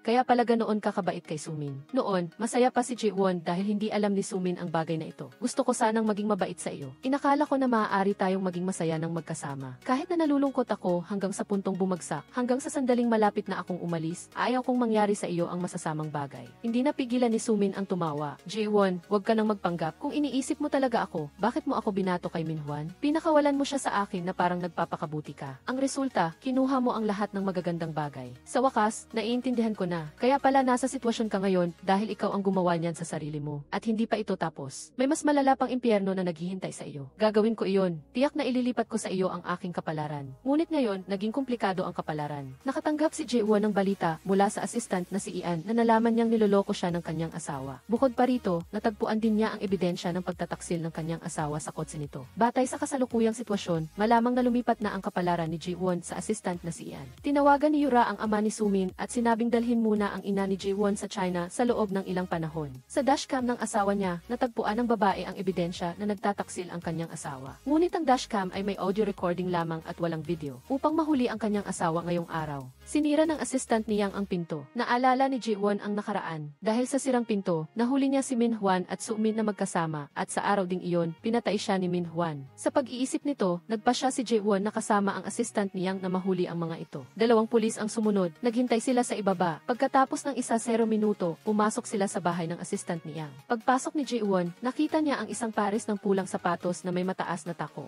Naalala niya na ang parehong pulang sapatos ay naroon din noong pinatay siya. Ngunit nang malapit na nilang mahuli ang asawa ng assistant ni Yang at ang babae, nalaman nilang walang nangyari. Nagulat ang asawa ni Assistant Ian nang kunan siya ng litrato ng pulisya at nabuhos niya ang hawak-hawak niyang kahon ng candy. Ang eksenang ito ay eksaktong katulad ng araw na pinatay si Ji-won sa nakaraang buhay. Mabilis na itinanggi ng babaeng target na pumunta lang siya para maghatid ng pagkain. Nagdududa ka ba sa akin? Lumabas kayong lahat. Lumabas ka rin. Nang makita ng asawa ni Assistant Ian na hindi pa umaalis si Ji-won, pinandilatan niya ito at sinigawan para lumabas. Gusto ring makausap ni Assistant Ian ang kanyang asawa ng pribado at sinabi kay Ji-won na mauna na. Ngunit nakita ni Ji-won ang isang glass coffee table sa bahay at agad na na-realize na hindi siya maaaring umalis ngayon. Ayon sa mga pangyayari sa nakaraang buhay, ngayon, tiyak na itutulak ng asawa ni Assistant Ian ang kanyang asawa para mahulog sa coffee table. Patay sa salamin, agad na kinuha ni Ji-won ang isang golf club at binasag ang coffee table na ikinagulat ng asawa ni Assistant Ian. Kung susubukan mong saktan siya, hindi kita palalampasin. Nang marinig ng pulis ang ingay, bumalik sila. Patuloy na hinihingi ng asawa ni Assistant Ian na bayaran siya ni Ji-won para sa lahat. Tama na, hindi na kinaya ni Assistant Ian at sa wakas ay sumabog. Wala ka talagang hiya. Masaya ka ba na hindi ka nahuli sa akto? Sinabi niya na alam na niya ang lahat ng mga ginawa nitong masama sa kotse. Ikaw at ang babaeng iyon, nagpaplano na kayo na kunin ang pera sa insurance pagkatapos mo akong saktan. Ano bang pinagsasabi mo? Inaakusahan mo ako ng walang ebidensya.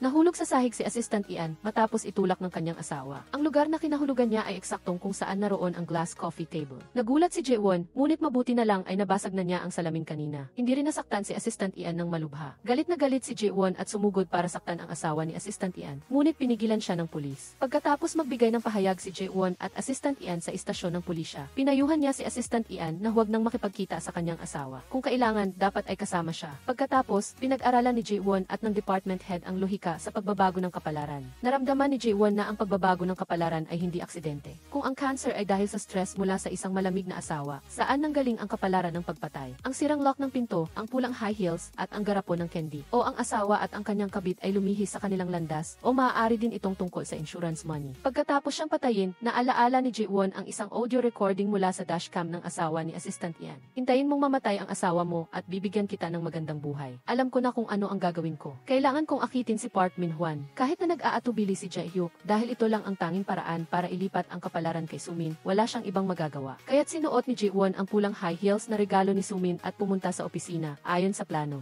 Gumawa sina Ji-won at Jae-hyuk ng isang dula sa opisina para kay Min-hwan. Ipinahayag ni Jae-hyuk sa harap ng lahat na ililipat niya ang fast food packaging project na hawak ni Ji-won sa ibang kasamahan. Pagkatapos niyang magsalita, tumakbo siya patungo sa hagdan. Sumunod si Ji-won kay Jae-hyuk upang makipagtalo. Jae-hyuk, hindi ito tama. Hindi ka ba nag-isip ng mga kahihinatnan nang kumuha ka ng pera at pumayag kang makipaghiwalay? Jae-hyuk, dapat mong paghiwalayin ang trabaho at personal na buhay. Noong ibinigay ko sa iyo ang fast food project noon, hindi nahiwalay ang trabaho at personal na buhay. Ayoko nang makita ka. Ang dami ng impormasyon na ito ay ikinagulat ni Min-hwan. Pagkatapos, hinanap ni Ji-won si Min-hwan at sinabi na nakakuha siya ng 80 bilyong won na hiwalay na bayad mula kay Jae-hyuk. Sa una, hindi naniwala si Min-hwan. Inakala niya na masyadong walang saysay na makukuha ni Ji-won ang 80 bilyong won na hiwalay na bayad pagkatapos nilang mag-date ni Jae-hyuk sa loob lamang ng maikling panahon. Pagkatapos, binanggit ni Jae-hyuk ang tungkol sa halos maaksidente siya sa kotse kay Min-hwan. Nang sabihin ni Ji-won na ang driver ng truck ay ang ama ni Sumin, nataranta si Min-hwan. Ngunit nagkunwari si Ji-won na alam lang niya na gusto siyang patayin ni Sumin. Tungkol naman sa pagbangga ni Jae-hyuk sa truck para sa kanya, sinabi niya na ito ay dahil sinusubaybayan siya ni Jae-hyuk. Lubos na naniwala si Min-hwan kay Ji-won. Sa daan pa uwi, nagsimula siyang mag-isip. Kung papatayin niya si Ji-won, kailangan niyang ibahagi ang 80 bilyon sa ina ni Ji-won.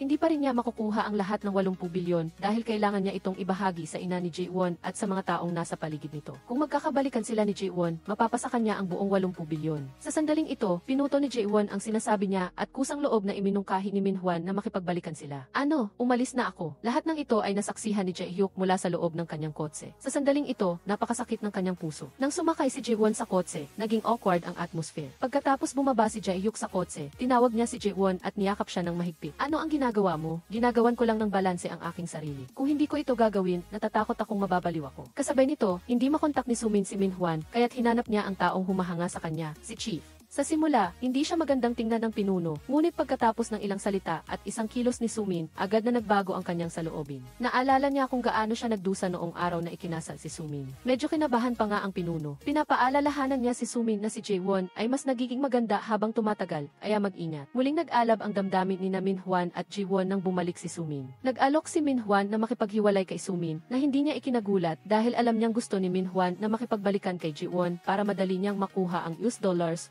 bilyon ni Jaewon. Pagkatapos, tinawagan ni Minhwan si Yura at sinabi sa kanya na naging madali na ang lahat. Hindi alam ni Jaewon na kasama siya sa plano na manakit ng mga tao. Ngayon, kailangan lang nilang harapin ang ina ni Jaewon at ang ama ni Sumin at hindi na sila maimbestigahan pa. Binaba ni Yura ang telepono at inutusan ang kanyang mga nasasakupan na kumilos. Hiniling niya sa kanila na mag-set up ng isang suicide scene gamit ang carbon monoxide para sa ina ni Jaewon at sa ama ni Sumin. Pagkatapos nito, dobladohin ni Yura ang presyo para bilhin ang restaurant kung saan nagtatrabaho si Eunho. Hinikayat niya si Eunho na tulungan siya at sa gayon ay magiging sa kanya ang restaurant, kung hindi, mawawalan siya ng trabaho. Pinili ni Eunho na mawalan ng trabaho. Ikinuwento niya ito kay Hwiseon na naalaala ang fast food packaging project ng kumpanya. Kulang si Jaewon ng isang head chef, kaya dinala niya si Eunho sa kumpanya. Gusto niya itong sumali sa fast food packaging project. Mula kay Eunho, nalaman ni Jaewon na si Yura ang dahilan ng pagkawala ng kanyang trabaho. Humingi siya ng paumanhin kay Eunho dahil nasangkot siya sa kanyang gulo. Hinanap ni Jaehyuk ang nasasakupan ni Yura. Binigyan niya ito ng dalawang pagpipilian, tulungan siya o bumagsak kasama si Yura. Walang pag-aalinlangang sumang-ayon ang nasasakupan na tulungan si Jaehyuk. Ang hiling ni Jaehyuk ay napakasimple. Magpadala kay Yura ng isang pares ng pulang sapatos na may mataas na takong at isang kahon ng makulay na candy. Sinimulang ligawan ni Minhwan si Jaewon. Ginamit niya ang telepono ng kumpanya para tawagan siya. Gusto kong malaman kung maaari tayong magkita ngayong gabi. Dali-daling kinuha ni Jaewon ang pulang sapatos na may mataas na takong. Handa na siyang suotin ang mga ito para makipagkita kay Minhwan. Pagkatapos, tumawag si Jaehyuk at sinabi na hiniling niya sa nasasakupan ni Yura na padalhan siya ng isang pares ng pulang sapatos na may mataas na takong at isang kahon ng makulay na candy. Sa ganitong paraan, hindi na kailangan ni Jaewon na makipaglaro pa kay Minhwan. Hayaan na lang si Yura ang makipaglaro sa kanya sa halip. Pagkababa ng telepono ni Jaehyuk, nagbago si Jaewon ng 180 degrees. Hindi siguro pwede ngayong gabi. Ang ibig kong sabihin, hindi na ako makikipagtulungan pa sa iyo. Ano, ang tanging alam mong gawin ay magsalita ng walang kabuluhan at lahat ng ginagawa mo ay nasisira. Hindi ko kailangan ng isang kasosyo na walang kakayahan na tulad mo. Nagalit si Minhwan. Pakiramdam niya ay ginawa siyang katawa-tawa ni Jaewon. Ginawa ni Park Minhwan habang nag-o-overtime ng mag-isa si Kang Jiwon sa gabi ang pagkakataon na dakipin siya at ilabas ang kanyang galit. Kinuwestiyon niya si Jiwon, bakit mo ako ginagawang katatawanan? Nadala sa emosyon si Jiwon at sinabi kay Minhwan na patayin na siya dahil kung hindi, tiyak na lulutasin niya ito sa hinaharap. Kung gusto mong patayin kita, pagbibigyan kita, sabi ni Minhwan. Nang malapit ng masakal si Jiwon, dumating si Yoo Jae-hyuk sa oras at sinipa si Minhwan papalayo. Kasabay nito, nagpadala ng text si Jung Soo-min kay Minhwan na pumapayag siyang makipagdiborsyo dito. Pagkatapos, tinawagan niya si Oyura. Hello, ito si Oyura. Hello, ako si Jung Soo-min. Tumayo si Minhwan at sinuntok si Jae-hyuk. Gumanti si Jae-hyuk, hinawakan siya at ibinagsak siya sa mesa. Dagdag pa niya ang ilang malakas na suntok. Pagkatapos ay binuhat niya si Park Minhwan at ibinagsak sa sahig. Sa huli, pareho silang dinala sa istasyon ng pulisya. Pagkatapos ng emergency treatment, ligtas na si Kang Jiwon. Sa istasyon ng pulisya, nagbanta si Minhwan na isusumbong sa media ang ginawang pambubuli ng isang mayaman para sirain ang buhay ni Yoo Jae-hyuk. Sa sandaling iyon, dumating si Choi Seok-joon sa istasyon para i-bail si Jae-hyuk. Sumisigaw din si Minhwan sa pulisya, humihingi na palayain siya. Pagkatapos umalis ni Jae-hyuk sa istasyon, inutusan ng pulisya si Seok-joon na sipain si Minhwan palabas ng kumpanya dahil sa pananakit sa isang kasamahan.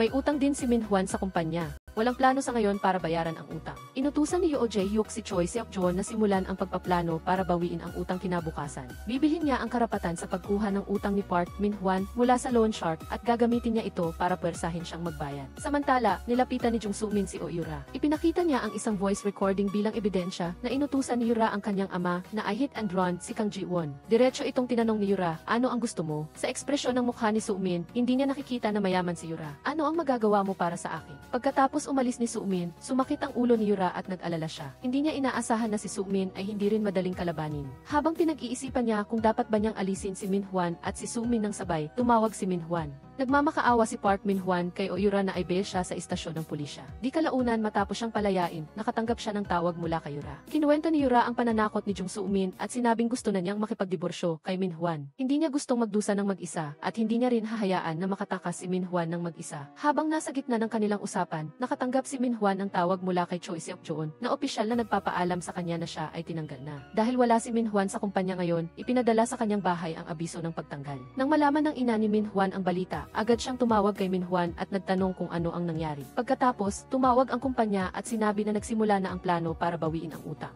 Panay-panay na utang, panay-panay na masamang balita ang dumating at halos sasabog si Park Min-hwan sa galit. Pag-uwi niya, tumawag na naman ang mga loan shark. Pagkababa niya ng telepono, naroon na agad ang mga kolektor. Binugbog si Park Min-hwan. Para mabuhay, ginulo niya ang bahay para hanapin ang passbook ni Jung Soo-min, ngunit walang gaanong laman ang account. Naalala niya na sinabi ni Jung Soo-min na bumili siya ng stock at kumita ng malaki. Ginamit ni Park Min-hwan ang nalalaman niya tungkol kay Jung Soo-min at matagumpay siyang nakalogin sa stock account nito. Nadiskubre niyang mayroon itong mahigit 8 bilyong won. Pagkatapos, nagpatuloy pa siya sa paghahanap sa loob ng bahay at natagpuan talaga ang isang bag ng pera. Samantala, niyaya ni Yoo Jae-hyuk si Jung Soo-min na magkita sila. Akala ni Soo-min na interesado sa kanya si Jae-hyuk, kaya sa simula pa lang ay nagpakitang gilas na siya sa kanyang pagpapanggap na inosente. Walang imik si Jae-hyuk, pinanood lang niya ang pagganap nito. Nang matapos siyang magsalita, tinanong siya ni Jae-hyuk kung gusto niyang saktan si Kang Ji-won, na agad na nagpabago sa ekspresyon ng mukha ni Soo-min. Ngunit binago ni Jae-hyuk ang kanyang tono. Sinabing gusto niya ring saktan si Ji-won dahil bumalik ito kay Park Min-hwan. Sinabi niya na planong kasuhan ang dalawa, kaya gusto niyang makipagtulungan kay Soo-min. Basta't makikipagtulungan si Soo-min, tutulungan niya itong makahanap ng ebidensya ng pagtataksil ni Min-hwan at Ji-won. At tutulungan din niya itong makahanap ng pinakamahusay na abogado para manalo sa kaso.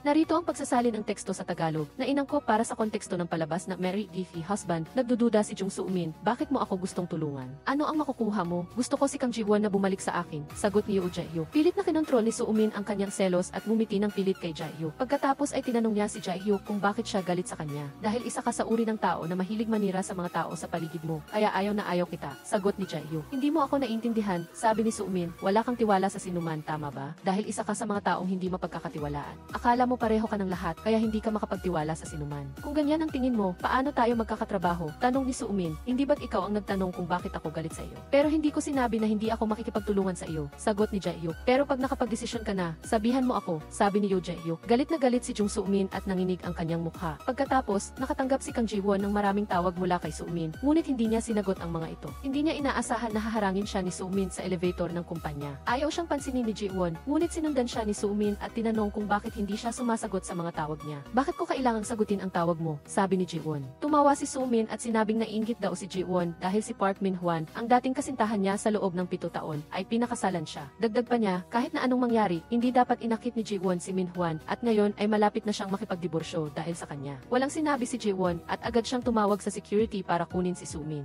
Paalis lang si Soo-min sa kumpanya matapos siyang paalisin ng security. Agad niyang tinawagan si Yoo Jae-hyuk at sinabing sisirain niya si Kang Ji-won. Sige, kunin mo siya, pero bago yon, sisiguraduhin kong babagsak siya sa pinakailalim. Nahuli na si Soo-min sa bitad. Ang susunod na hakbang ay ihagis ang pain kay Park Min-hwan na walang iba kundi ang personal na insurance na binili ng kumpanya para sa mga empleyado nito. Matapos umalis ang isang empleyado, ipapaalam ng kumpanya sa kanila ang opsyon na i-renew ito. Agad na natanggap ni Park Min-hwan ang abiso tungkol sa personal na insurance na binili ng kumpanya. Galit na galit si Park Min-hwan nang isipin na wala na siyang pera kahit para lang i-renew ang kanyang insurance, pero pagkatapos ay naisip niya na. Isang madilim na plano ang biglang sumagi sa isip ni Park Min-hwan nang maisip niya ang insurance na maihalagang 500 milyon won. Kaya lumapit siya kay Oyura at humingi ng tulong. Siya ang bahala kay Jung Soo-min at si Oyura naman ang bahala sa aftermath. Kung mawawala na si Jung Soo-min, hindi na siya magiging banta kay Oyura. Ito na ang huling pagkakataon ni Park Min-hwan. Kasabay nito, ipinaalam ni Yoo Jae-hyuk kay Jung Soo-min na nasa iisang hotel room sina Park Min-hwan at Kang Ji-won. Park Min-hwan at Kang Ji-won, room 1355, Winter Hotel. Tahasan na pumunta si Kang Ji-won sa hotel. Matagal nang naghihintay si Jung Soo-min. Sinundan niya si Kang Ji-won sa elevator at nang makita niyang tumigil ang elevator sa ika-13 palapag. Napagpasyahan niyang sumunod, ngunit noong sandaling iyon, nakatago si Kang Ji-won sa gilid at hindi umakyat sa palapag na iyon. Mabilis na pumunta si Jung Soo-min sa room 1355, ngunit pagpasok pa lang niya ay narinig na niya ang tawa ni Park Min-hwan. Sinundan niya ang tunog at ang sumunod na nakita at narinig niya ay halos eksaktong kapareho ng naranasan ni Kang Ji-won sa nakaraan. Tinulak ni Jung Soo-min ang pinto at sumigaw, Park Min-hwan, isa kang basura na hindi na pwedeng i-recycle. Sinabi ni Jung Soo-min na ibibigay niya sa pulisya ang ebidensya na inudyukan ni Oyura ang pagpatay at walang tigil siyang kumuha ng litrato gamit ang kanyang telepono. Nang matapos siyang kumuha ng litrato at akmang tatakbo, hinarang siya ng mga tauhan ni Oyura. Inarangan at pinatulog ni Oyura si Jung Soo-min, sa kanya ito tinalian. Sinabi ni Oyura kay Park Min-hwan na ituloy na ang plano na patayin si Jung Soo-min at siya na ang bahala sa lahat. Ngunit paano nga ba tunay na tutulungan ni Oyura si Park Min-hwan? Ito na ang perpektong pagkakataon para sabay na alisin sina Park Min-hwan at Jung Soo-min. Nang sinimulan na ni Park Min-hwan ang plano, inutusan ni Oyura ang kanyang mga tauhan na kapag napatay na ni Park Min-hwan si Jung Soo-min, agad itong ibalita sa media na pinatay niya ang kanyang asawa para makuha ang insurance. Kailangan gawing walang saysay ang sinabi ni Park Min-hwan tungkol sa akin at burahin ang lahat ng ebidensya. Nang magising si Jung Soo-min, nasa isang liblib siyang pakawalan niyo ako, pakawalan niyo ako, pakawalan niyo ako. Umalis si Park Min-hwan upang hanapin ang gas pipe. Naghahanda na gumawa ng peke na gas leak. Ngunit nang bumalik siya, nakita niya na nakalagpas na si Jung Soo-min sa pagkakatali. Biglang sumugod si Jung Soo-min mula sa likod ng kortina na may hawak na kutsilyo. Pinuwersa niya si Park Min-hwan na ibigay ang susi ng kotse. Nagmamadaling ibinigay ni Park Min-hwan ang susi kay Jung Soo-min, ngunit nang abutin ito ni Jung Soo-min, kinuha niya ang upuan na malapit sa kanya at ipinukpok ito kay Jung Soo-min. Bumagsak si Jung Soo-min sa sahig. Pagkatapos, sinunggaban ni Park Min-hwan si Jung Soo-min at itinapon siya sa isang tabi. Sumugod si Park Min-hwan upang hilahin ang buhok ni Jung Soo-min, ngunit sinamantala ni Jung Soo-min ang pagkakataon at sinipa siya na nagpatumba sa kanya. Nagsimulang tumawa ng malakas si Jung Soo-min at tinawag si Park Min-hwan na bao. Anong pinagsasabi mo? Hindi ka tunay na lalaki. Hindi ako nakunan. Hindi ako naging buntis. Tinangka ni Jung Soo-min na kunin ang kutsilyo sa sahig. Ngunit mabilis siyang sinunggaban ni Park Min-hwan at itinapon sa ibabaw ng mesa. Hindi inaasahang malakas ang hangarin ni Jung Soo-min na mabuhay. Kinuha niya ang baso ng alak sa mesa at ipinukpok ito sa ulo ni Park Min-hwan. Pagkatapos ay itinulak niya si Park Min-hwan. Walang sinuman ang umasa na si Park Min-hwan ang mahulog at mamamatay sa ibabaw ng salamin na mesa. Agad na dumating ang pulisya sa pinangyarihan at itinuring si Jung Soo-min bilang pangunahing suspect. Dumalo si Kang Ji-won sa burol ni Park Min-hwan. Ang dati niyang agresibo at walang katuwirang ina ay wala na. Kung hindi ka nagtaksil sa anak ko, hindi niya papakasalan si Jung Soo-min. Sinira niya ang buhay ng anak ko, masamang babae.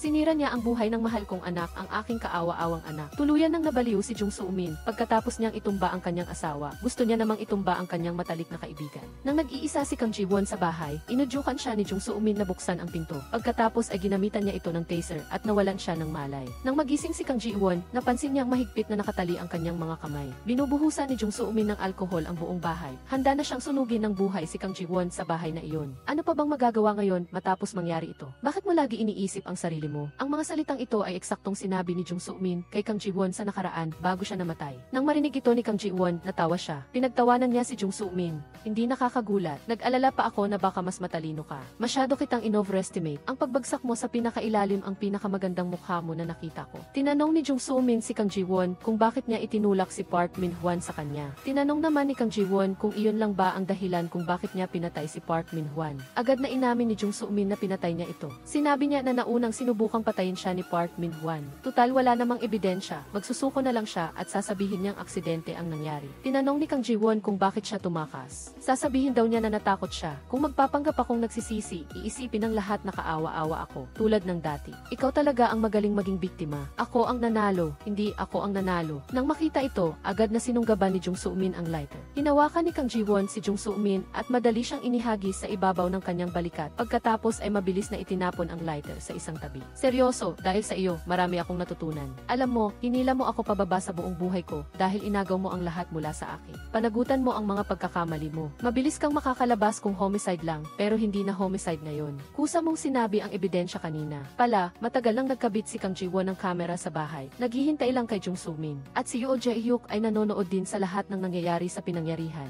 sa pamamagitan ng surveillance system. Sa sandaling iyon, dinala ni Yoo Jae-hyuk ang pulisya sa pinangyarihan at inaresto si Jung Soo-min. Pagkatapos, dumating ang oras para parusahan si Oyura. Dinala ni Yoo Jae-hyuk ang tatay ni Jung Soo-min at ang nanay ni Kang Ji-won sa harap niya. Nalaman na pagkatapos gawin ang peke na suicide scene noon, nag-report ang tauhan ni Oyura kay Yoo Jae-hyuk. Agad na dumating si Yoo Jae-hyuk at sinagip ang dalawa. Parehong inaresto ng pulisya ang tatay ni Jung Soo-min at ang nanay ni Kang Ji-won. Sinabi ng tatay ni Jung Soo-min kay Oyura na sasabihin niya ang lahat sa pulisya. Nandito na ang tatay ni Jung Soo-min, gusto kong marinig ang paliwanag mo. Ipinagbawal ng prosecutor's office si Oyura na umalis ng bansa, kaya kailangan niyang umalis bago matapos ang gabing ito. Ang tauhan ni Oyura, bumili na ng lahat ng ticket sa flight ngayong gabi para sa kanya, pero sinabi niya, wala ka talagang ginagawang tama. Sinesante na kita. Nagmamadaling nagmaneho si Oyura papuntang airport. Dahil sa inis niya, nagmaneho siya ng mabilis sa expressway. Kinaumagahan, pagkatapos maligo, napansin ni Yoo Jae-hyuk na wala na ang puso sa kanyang dibdib. Sa oras na iyon, nagbabalita ang news tungkol sa isang malubhang aksidente sa sasakyan ni Oyura. Hindi siya nakaligtas kahit na ginamitan siya ng tis kagabi. Sa kabilang banda, matagumpay ang gastric bypass surgery ni Assistant Manager Yang Jo-ran. Matapos siyang humaling sa tulong ni Section Chief Lee, matagumpay siyang nakipaghiwalay sa kanyang asawa. At ang naging tadhana ni Jung Soo-min,